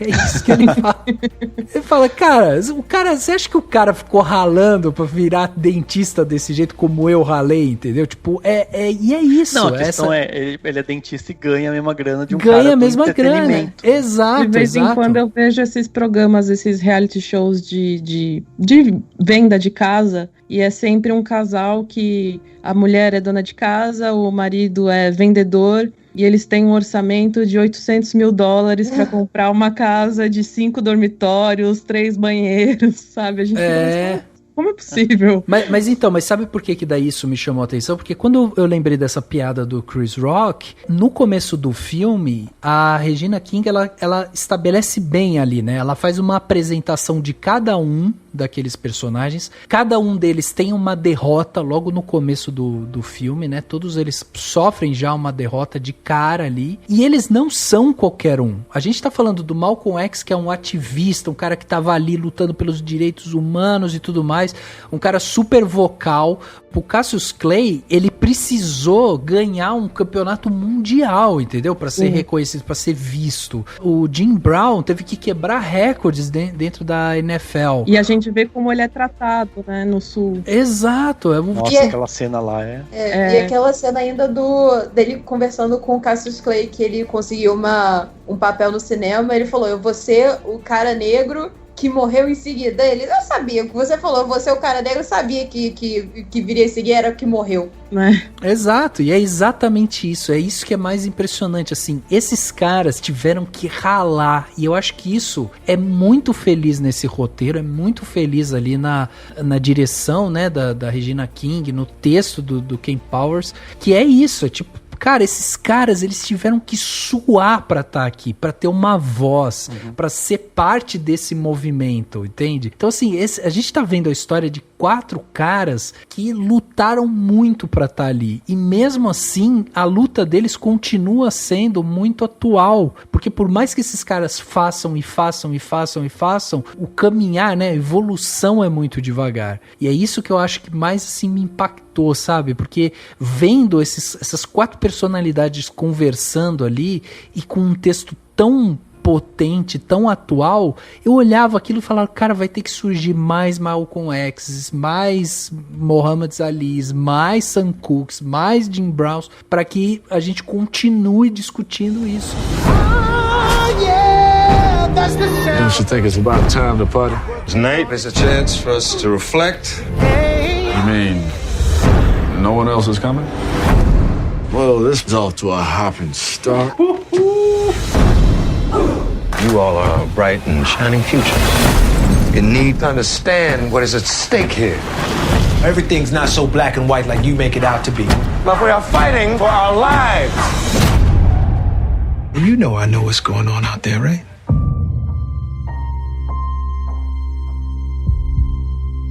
Isso conecta direto com justamente o negócio do Sam Cooke, de tipo, não existe essa questão de um movimento é melhor do que o outro, tem mais, sabe, são só diferentes e cada um tem que lidar daquilo de uma forma diferente. E é um texto muito, muito didático, né, do filme, isso eu tô falando da perspectiva de uma mulher branca assistindo o filme, vendo eles falando sobre o Black Power, falando o poder negro. A nossa capacidade de poder escolher, sabe? De poder sair na rua e continuar vivo, sabe? É o básico do básico do básico, coisa que os brancos já têm há séculos e a gente ainda nem conquistou, sabe? E é um negócio bem didático. Me lembrou um filme chamado Lucy, que é um thriller social, acho que esse é o nome, sobre um menino negro que foi criado numa família branca. E aí ele é o Tolkien da escola de rico dele, que ele é o menino negro que é bom nas coisas, que é bom nos esportes, que tem notas altas, e aí ele não quer ser aquilo.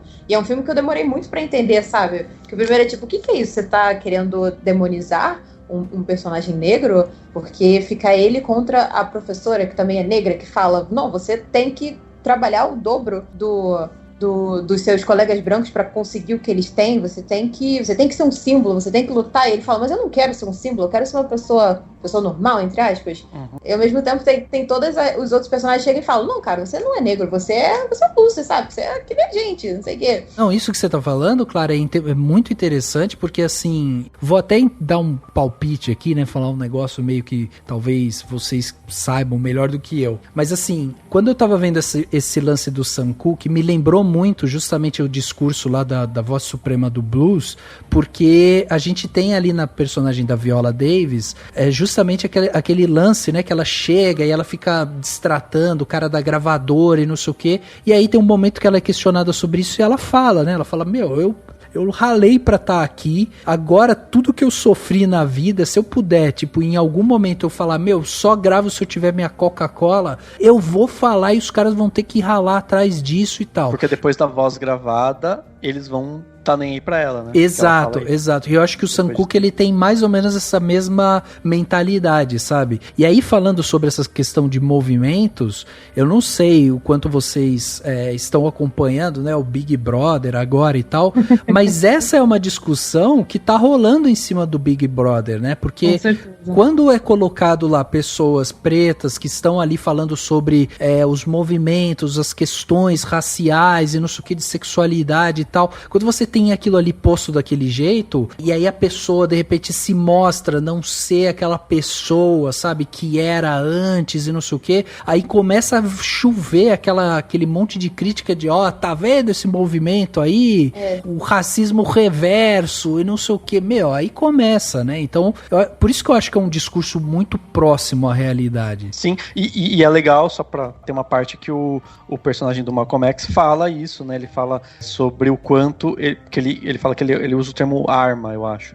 Que ele é uma arma na luta e que ele queria que todos eles fossem outras armas, né? Ou seja, com quem diz, pra gente ganhar, eu preciso que vocês sejam armas, né? Que acho que é talvez o grande mote pro filme acontecer, né? Que assim, qual é o mote pra essa conversa ter acontecido? O Malcolm X ter chegado à conclusão de que ele precisa desses caras junto com ele e tudo mais. Isso eu acho muito legal, e a fala dele é bem forte quando ele fala, né? Se todos vocês fossem armas, não lembro exatamente como que é o diálogo, mas ele fala que eles deveriam ser armas também, né? E aí que tá, e acho que é isso que o filme faz muito bem, porque daí ele faz isso enfim, de uma maneira sucinta, né? Porque esse filme, entre aspas, teatral, mas ao mesmo tempo que tem essa dinâmica que a Regina King consegue colocar, de não ficar em nenhum momento um filme parado, com pessoas falando. Não, ele tem as dinâmicas, tem a questão desse vai e vem do debate, mas também tem sai dos lugares, e a dinâmica de câmera que é fundamental para o filme ser essa te prender, né? E prende, pelo menos pra mim,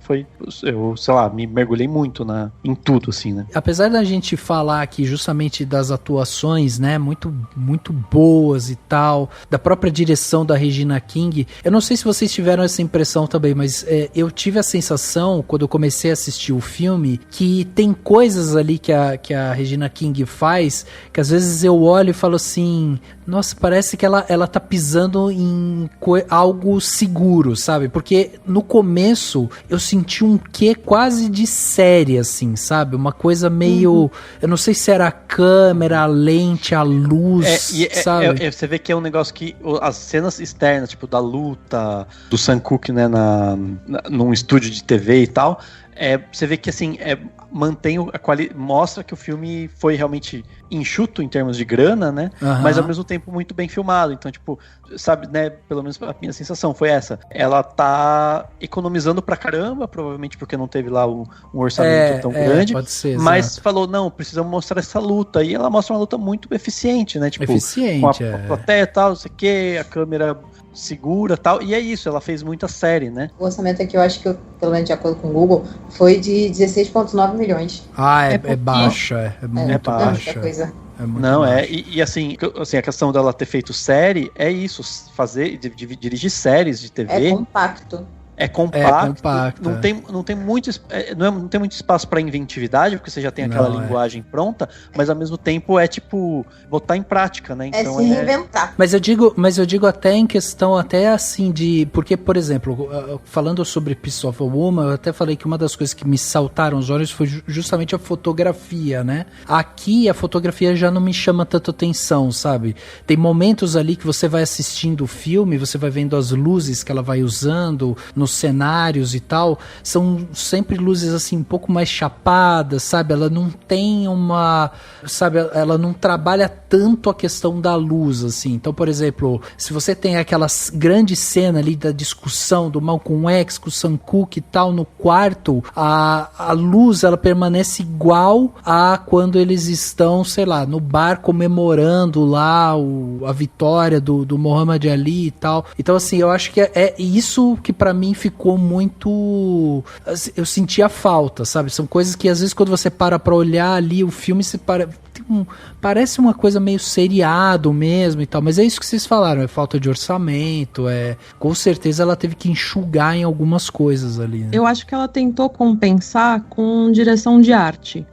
Então você vê que o figurino é bastante colorido, os lugares são muito coloridos, então acho que o que ela não tinha de recurso com fotografia, ela tentou compensar com figurino, cenário. Eu acho que é um texto já tão rico que ele mesmo já não precisava de muita coisa pra acompanhar. Tipo, era o básico, é um filme com qualidade, é um visual bem bonito, tem umas partes até bem teatrais, eu acho que as lutas são bem teatrais. E a gente começou falando sobre isso, mas aí eu vou falar agora, que o que eu mais achei que remete ao teatro não é nem tipo a atuação deles ou a montagem, mas é o fato de ser bem verborrágico. Não no sentido pejorativo, sabe? É uma coisa boa, sabe? É uma coisa que quando começa a falar, não para mais, tipo, engata. Como se cada um tivesse um monólogo, né? Cada um tem um tempinho, agora é o momento do Malcolm X, agora é o momento do Jim Brown e por aí vai. Isso é muito do teatro, né? Porque o teatro não trabalha muito com silêncio, sabe? Tipo, raras vezes. Aí eles trabalharam muito bem isso de tipo, vai falando, para um pouquinho, respira, vai falando. E é muito potente, né, Clara? Tipo, o personagem central que movimenta a história ser justamente o Malcolm X, que é o cara ativista que não tem nenhum talento ali no sentido, sabe, artístico, né, porque um é jogador, o outro é boxeador, o outro é cantor e tal. O lance dele é esse, é ele ser um cara que fala, ele é um cara verbal, é um cara que se posiciona, né. Eu senti até um pouquinho de Jesus na última ceia, não sei se vocês perceberam isso, que parece alguma coisa, quando ele olha pra fora e ele sente que alguma coisa vai acontecer com ele tá meio que ali falando, alguma coisa vai acontecer comigo, essas são minhas últimas palavras, é isso que eu quero que vocês entreguem ao mundo. Quase como um mártir mesmo, termina com a fala dele sobre Marte, como se ele fala, eu quero começar uma nova organização, como se ele estivesse começando ali uma nova organização, sabe? Ele fala, é isso que eu quero que vocês continuem no momento que eu não esteja mais aqui. Então parece uma coisa muito, sabe, Jesus Cristo falando com com seus discípulos. Com certeza, a gente sente o tempo inteiro, né, que alguma coisa vai acontecer com ele. A gente sabe da história, né, a gente sabe que ele foi assassinado, mas o filme tem esses momentos mesmo dele olhar pela janela, desconfiar que tem alguém seguindo ele, então a gente já é um prenúncio, né, de que vai acontecer alguma coisa com ele. E você sabe que tem uma parte do texto que eu acho muito legal, que é um momento em que o Sam-Cooke vira pra ele ali e fala assim, pô, você chegou e falou, eu gostava do Kennedy, né? Fala, pô, eu gostava do Kennedy e tal, daí você vai se manifestar e você meio que fala que a culpa é do cara. Daí ele falou assim, não, eu não falei que a culpa era do cara. Daí ele falou, não, tá bom, você falou que ele fez por merecer e tal. Isso eu acho tão legal, porque você traz uma verdade, sabe, pra história, porque assim, é algo que você não viu, o filme não te apresenta aquilo, como ele não, sabe, ele poderia não apresentar, sei lá, o Cassius Clay sendo campeão mundial. Então assim, ele não tá mostrando um fato histórico, ele cita um fato histórico, né, que é um fato real, o Malcolm X realmente fez isso, e foi uma das coisas que tornou ele um dos inimigos mais odiados ali e tal, principalmente do FBI e tal, do Serviço Secreto Americano e tal, justamente porque ele era um cara que movia, né, essas multidões, ele tinha essa posição firme e tal. E aí eu achei isso tão legal, porque esse tipo de diálogo, e como vocês bem falaram, tipo, toda a direção de arte muito bem feita, né, figurino ali e tal, o ator, né, ele parece realmente o Malcolm X, ele tem aquele biotipo, né, magro, carismático, um cara bonito ali e tal, e aí esse cara pega e fala de algo que ele falou, que a gente não viu, mas sabe que tá na história, então você olha aquilo e fala, caraca, é isso mesmo, é isso mesmo. Então eu acho isso muito legal, assim, pra mim, o personagem que talvez tenha faltado um pouquinho mais tenha sido justamente o Jim Brown, sabe? Que é o cara da NFL. Eu acho que de repente poderiam ter mostrado ele na NFL, tipo, correndo, mostrando o talento do cara ali. E a gente não vê isso, né? A gente vê ele... tá mais sobre o suporte, ele tá lá pra ser o apoio do diálogo, porque ele sempre tem alguma coisa a acrescentar no que o Malcolm fala, no que o Sam fala, até no que o próprio Muhammad Ali fala. Dificilmente ele chega e fala alguma coisa sobre ele, tipo o que aconteceu no começo, que ele vê que ele fica muito sentido sempre que se referem a ele com a palavra, que não deve ser dita, mas que é usado no vernacular do afro-americano. Eu acho muito legal que ele fala de colorismo, né? Porque ele vira pro Malcolm X e fala, por que todo preto claro que se envolve com essas lutas, né? E eles começam a discutir a própria cor da pele mesmo, né? Que existe um racismo dentro também da comunidade negra com quem tem a pele mais escura, né? É um debate super, né, dentre todos eles, também super atópico, até hoje se discute muito isso, e eu lembrei disso até quando o Rafa comentou, né, o quanto o Kingsley Ben-Adir é parecido, né, com o Malcolm X, né, fisicamente e tal, nessa questão.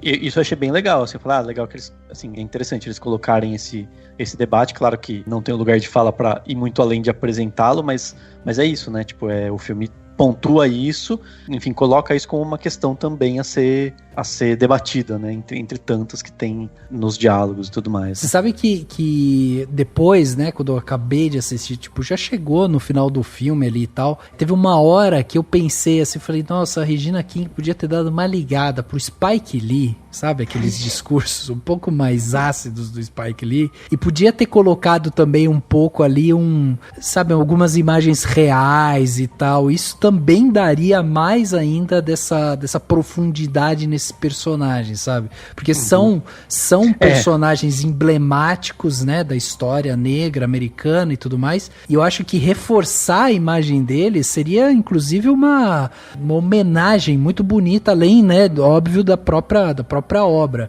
Pra mim, eu olhava aquilo assim, quando aparece, a primeira vez que aparece o Malcolm X, que ele aparece na TV, eu bati o olho e falei, nossa, ela tá usando um trecho real. Aí eu fui vendo que não é um trecho real. Era mesmo já o Kingsley, né? Então eu falei, caraca, ele é muito parecido. Eu acho que a proposta da Regina King é um pouco diferente, porque como a gente vê esse lado mais vulnerável do Malcolm X, e de todos eles, né, na verdade, eu acho que é uma coisa, inclusive, que eu escrevi na minha resenha, que a proposta dela não é endeusar mais essas figuras, mas humanizar elas.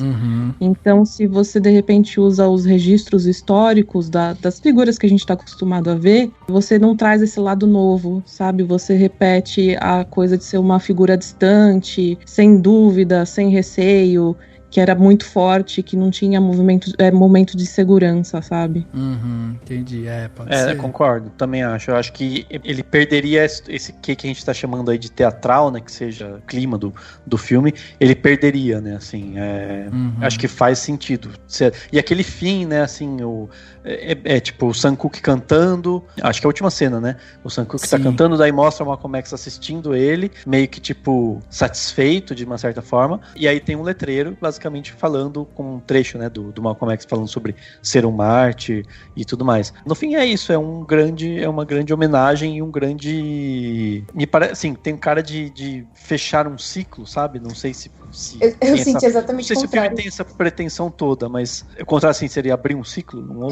Exato, pareceu que foi um encontro fictício, entre aspas, porque esse encontro aconteceu, mas assim, os temas que foram jogados ali, misturando nessa interpretação que eu tive, que parecia Jesus e os apóstolos numa última ceia, parecia um ponto de ignição, porque tudo que o Malcolm fala, primeiro eles chegam ali para uma festa, aí o Malcolm vai lá e aos poucos começa esse diálogo sobre o que realmente importa, e aí ele vai batendo numa tecla, ele vai na ferida para cada um perceber qual é o seu lugar e o que eles podem e devem acrescentar, sabe? Porque ele mesmo fala, eu vejo potencial em vocês podem ser armas, e alguns respondem, eu não quero ser uma arma, mas aí entra o que ele menciona no final de Mártir. Mártir não necessariamente porque você vai morrer para essa causa, mas porque você vai dar a sua cara a tapa para lutar pelo que deve ser lutado. E eu acho que isso se mostra quando, por exemplo, o Cassius Clay decide de vez que vai entrar para a nação do Islã e assume o nome de Muhammad Ali, quando o Sam Cooke, ele decide apresentar a letra que ele escreveu, que fala abertamente sobre os problemas dos afro-americanos. Quando o Jim Brown, ele decide que vai largar a NFL e ir atrás do que ele realmente quer fazer, porque ele agora já tá num ponto da vida que ele pode fazer isso, que ele tem essa liberdade, eu acho que isso é um ponto de ignição, sabe? É um recomeço, né? É um começo. Sim, é uma virada, né, de ciclo que realmente foi mesmo, né, essa virada de chave na vida de todos eles, e infelizmente do Malcolm X foi justamente o fim da vida, né. Mas acho que é bem isso, assim, esse filme funciona de uma certa forma como um epílogo pra cinebiografia, né, do Spike Lee, tipo, da cinebiografia que o Spike Lee fez, epílogo, é o filme da Regina King que dá aquela fechada e mostra, olha, um exemplo, né, das muitas sementes que ele plantou, né, em termos na luta dele e tudo mais, é bem, realmente, bem isso.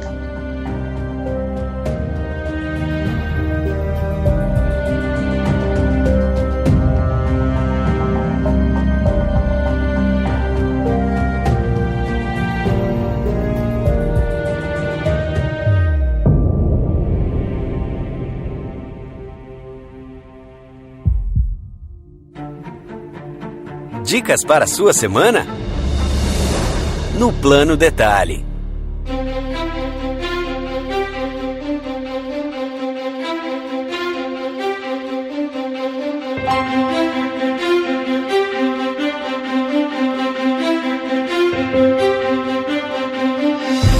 Plano Detalhe da semana, né? Aquele momento gostoso que a gente tem aqui para dar aquela dica para você ouvinte, aproveitar melhor a sua semana. Dessa vez vou começar aqui com o meu Plano Detalhe, né? E eu queria começar com uma série. Essa série, ela está no Prime Video, né? Para quem ainda não tem e tudo mais. O nome da série chama Tales from the Loop. Uma série que é basicamente o anti-Black Mirror.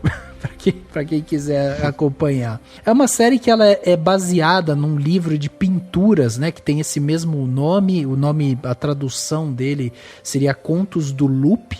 É de um artista gráfico sueco e tal, chamado Stanley Hang, e essa série estreou em abril de 2020, tem 8 episódios dentro do Prime Video. Foi lançado tudo de uma vez, né? Então dá pra você ir lá, maratonar tudo. E o que eu mais gosto dessa série é justamente isso, é que ela não tem aquela urgência do Black Mirror, sabe? Ela é uma série futurista, ela envolve questões ali de tecnologia e tudo mais, mas ela parte mais de uma questão mais humana, uma questão mais filosófica, inclusive. Então, a gente tem uma história que conecta todos os episódios, porque às vezes você vai assistir e aí você fala, nossa, esse episódio aqui não tem nada a ver com o segundo e tal, parece histórias desconexas.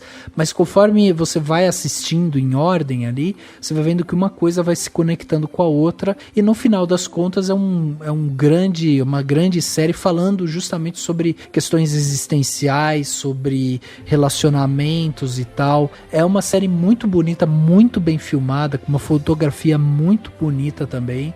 Então eu acho que fica essa dica aí para quem quiser mergulhar numa série muito bem produzida e que tem esse quê de ficção, sabe? Eu acho que isso é justamente para quem gostar muito disso, né? E outra série que eu queria dar dica aqui também, indicar aqui para vocês, é uma série que tá na Netflix e é uma série com um pé na realidade também, né? Uma série que não é uma série documental, é uma série de ficção, mas que se propõe, né, a ir lá e contar uma parte da história e tudo mais, que é a série O Povo contra O.J. Simpson. Muito boa. Nossa, eu sou apaixonada. Eu sou apaixonada pelo Ryan Murphy, né? Então qualquer coisa que ele fizer, eu tô lá. Pois é, eu gosto muito dessas séries. Eu gosto dessas séries ficcionais que tem, né, essa base forte justamente na realidade e tal. E ali eles vão justamente explorar, né, tudo que aconteceu com o O.J. Simpson, que foi um cara preso, era um jogador também de futebol americano, que passou ali por um momento, né, foi acusado de ter matado a sua ex-mulher e tal, passou por um julgamento pesadíssimo durante anos e tal, foi preso, saiu, voltou a ser preso de novo e tudo mais, e a série ela vai passar por tudo isso. É interessante da série que a gente tem, tentando pegar aqui o elenco, o elenco que tá no cativeiro do Ryan Murphy, a Sarah Paulson. Exatamente. É o Cuba Gooding Jr., o David Schwimmer. David Schwimmer interpretando o pai da Kim Kardashian. Robert Kardashian. Exatamente. Dando uma fala, não é spoiler, mas dando uma fala. Tem uma parte nessa série que ele fala pros filhos, né? A fama é fugaz. Corta para 5 anos depois, estreando a primeira temporada de Keeping Up with the Kardashians. Não foi tão fugaz assim. Exatamente. Cara, isso é muito legal. E eu sou daquele tipo que eu assisto esse tipo de série, depois eu corro pro Google e fico assim, deixa eu ver como é que era o cara na realidade, sabe? Deixa eu procurar a entrevista dele. Eu adoro fazer essas coisas. Então essa série também é uma série que vale muito a pena pra você assistir, se gosta, né? Principalmente dessas histórias que passaram por nós e ficaram aí pra história. E, enfim, então fica essa indicação de 2 séries, Tales from the Loop e O Povo contra O.J. Simpson. E Eda, e você? O que você trouxe de bom pra gente aí, pra plano detalhe, pra dica pros nossos ouvintes na sua estreia aqui no Cinemação? Eu quero indicar 2 filmes da MUBI, que pra quem não conhece é uma plataforma de filmes clássicos independentes. Uhum. Aliás, faz pouquíssimo tempo o Scorsese até elogiou a plataforma, porque ao contrário das grandes plataformas como Netflix, Amazon Prime e tal, a MUBI tem curadoria dos filmes. Ela não pega o conteúdo dela e só despeja lá. Ela faz mini mostras dentro da plataforma. E os 2 filmes que eu queria recomendar é justamente The King of Comedy, que é do próprio Scorsese, que é com Robert De Niro, e é um filme que foi bastante chupinhado pelo Todd Phillips, diretor do Coringa. E também queria indicar Dead Pigs, que é estreia da Cathy Yan na direção. Foi ela que dirigiu Aves de Rapina, que pra mim, pra quem gosta de filme de bonequinho, é o melhor filme da DC. Muito bem, tá aí então. anotado. Lembrando, né, você ouvinte, que o que você não pegar aqui, o que você não anotou e tal, teremos links no post desse podcast, né? Então, se você perdeu alguma coisa, vai aqui no post desse podcast, vai estar lá anotadinho o nome da pessoa que ela indicou. Você pode pegar o nome ou dentro do nosso site, é só você clicar em cima, você já vai ser direcionado aí para poder assistir e tudo mais. E aí, Clara, e você? O que você trouxe de bom pra gente? Eu trouxe de bom uma série que, infelizmente, já tá indo pra sua terceira e última temporada. Eu cometi o erro de começar ela muito tarde, mas eu tô apaixonada. Que é His Dark Materials, que é a adaptação da HBO da trilogia Fronteiras do Universo, do Philip Pullman. Talvez as pessoas já reconheçam do filme com a Nicole Kidman, A Bússola de Ouro, que conta a história... Eu não sei como resumir essa história sem contar um spoiler. É um universo muito doido. Tem viagem interdimensional, tem os demons. É uma coisa meio steampunk atual. É um visual muito bonito. É estrelado pela nossa Daphne King, que a gente viu em Logan, com a Ruth Wilson. E o James McAvoy, também Lin-Manuel Miranda, que acabou de vir do teatro de Alexander Hamilton, que se você não viu, você está errado. E é muito bom. Diferente do filme, o filme tentou misturar um livro inteiro num filme só, e aí foi meio que um carnaval. Essa série não, essa série é mais devagar, mas vai aos poucos, dá pra você entender o que tá acontecendo, porque é um mundo bem elaborado, tem muitos detalhes, e aí dá pra você consumir como deve ser consumido. E é muito bom, você vai querer assistir o próximo episódio direto, e você vai ficar 24 horas assistindo aquilo, e eu tenho certeza que você vai adorar. Muito bem, muito bem. E, já que a gente estava falando de Ryan Murphy, que lançou ano passado a adaptação do musical The Prom, a festa de formatura, que é uma ode ao teatro musical, tem muitas referências a Broadway, tem Meryl Streep no elenco, e como todo musical tem o James Corden no elenco, e é sobre uma menina que é lésbica e ela só quer levar a namorada dela pro baile, mas numa cidade no interior de Indiana, que é um dos estados mais homofóbicos, de um dos países mais homofóbicos deste mundo. Então é bonitinho, apesar do tema forte, é bem leve, dá pra se emocionar, dá pra rir, dá pra chorar e dá pra cantar, porque tem muita música boa que depois você não vai querer parar de ouvir. Maravilha, olha aí, sensacional, cheio de dicas boas aí, tudo anotadinho aqui, demais. E aí, Dan, vamos fechar o plano de detalhe desse podcast 402? Vamos, eu vou dar uma dica, só uma dica de um livro que, inclusive, Rafa, você me deu esse livro. Que finalmente eu terminei. Na verdade, terminei faz um tempo, mas estava anotado para eu dar de dica, que é o Reformatório Níquel, né, do Colson Whitehead. Até estava conversando com o Fernando Machado, né, que sempre grava com a gente e tal, no Twitter, que ele também leu e adorou e tal. Enfim, é um livro super interessante. O escritor, ele ganhou o Pulitzer por um outro livro, que é o The Underground Railroad, né? O Reformatório Níquel é um romance histórico, né, assim, basicamente. Então ele se baseia em fatos históricos, em coisas que... Em uma instituição que realmente existiu, que era uma espécie de reformatório mesmo, né, para crianças, como diz o título, para adolescentes e tal. Só que a história que ele conta é uma história que ele cria, né? E é muito interessante, porque ele vai, ao mesmo tempo em que discutindo as questões, o que levou, né, um menino negro a perdeu o futuro dele porque foi para esse reformatório, e toda a discussão que eles têm lá dentro, e a forma como ele conta as coisas que eles vão vivendo, é super denso, mas ao mesmo tempo te faz mergulhar no pensamento, né, daquele cara que tá vivendo aquilo, que é como se, tem um quê de memória, né, então ele começa antes, lembrando das coisas que aconteceram. Tem um ponto de virada muito surpreendente, assim, no livro, né, assim, tipo, tem um momento que você fala, meu Deus, entendi, sabe, tipo, é muito legal. Enfim, e toda a base real, né, que você vê de uma coisa que realmente aconteceu, né, enfim, coisas que no Brasil tem de monte também, né, histórias de tantas juventudes perdidas por conta de um sistema, não chega a ser um sistema carcerário literalmente, porque não é uma prisão, mas enfim, é como se fosse. Então toda essa questão vem à tona, tudo mais, e destaque importante, o texto é muito bom, se você, né, no caso de ler uma tradução, porque ele é traduzido pelo Rogério Galindo, que é um dos maiores tradutores vivos que existem no Brasil. Então é um outro ponto importante também do livro, vale a pena.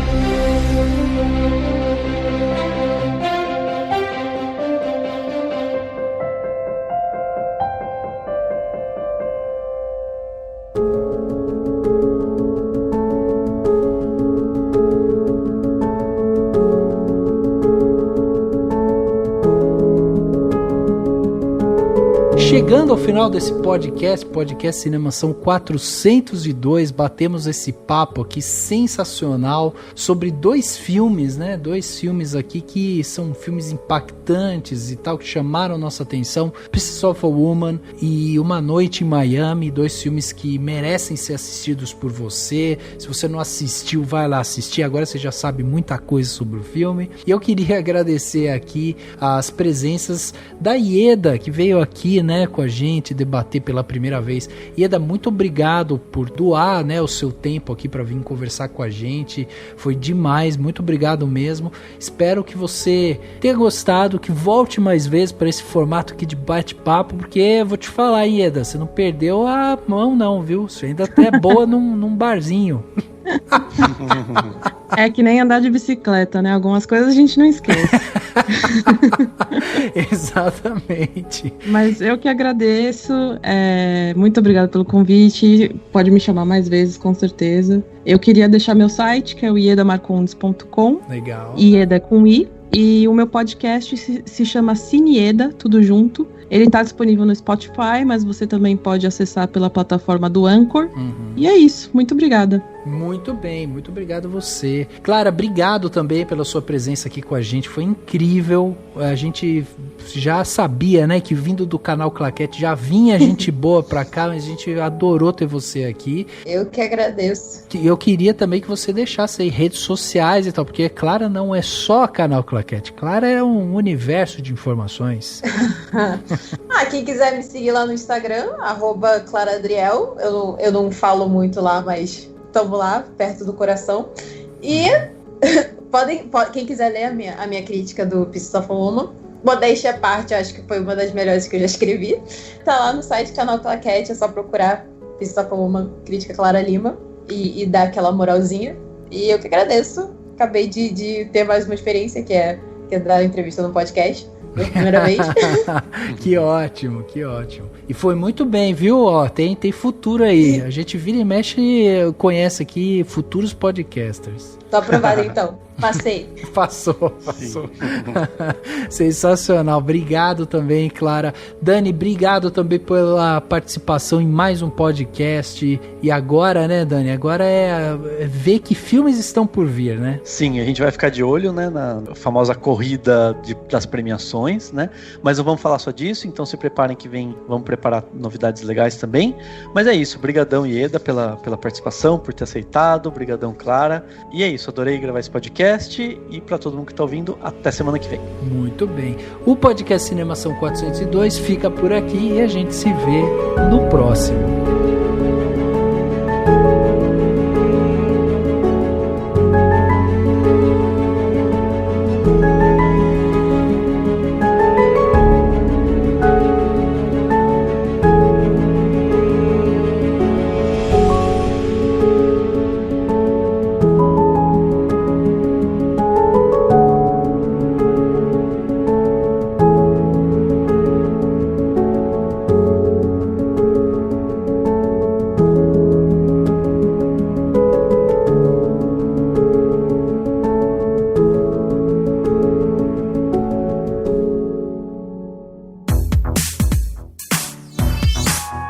Podcast foi editado pela Isso Aí Design.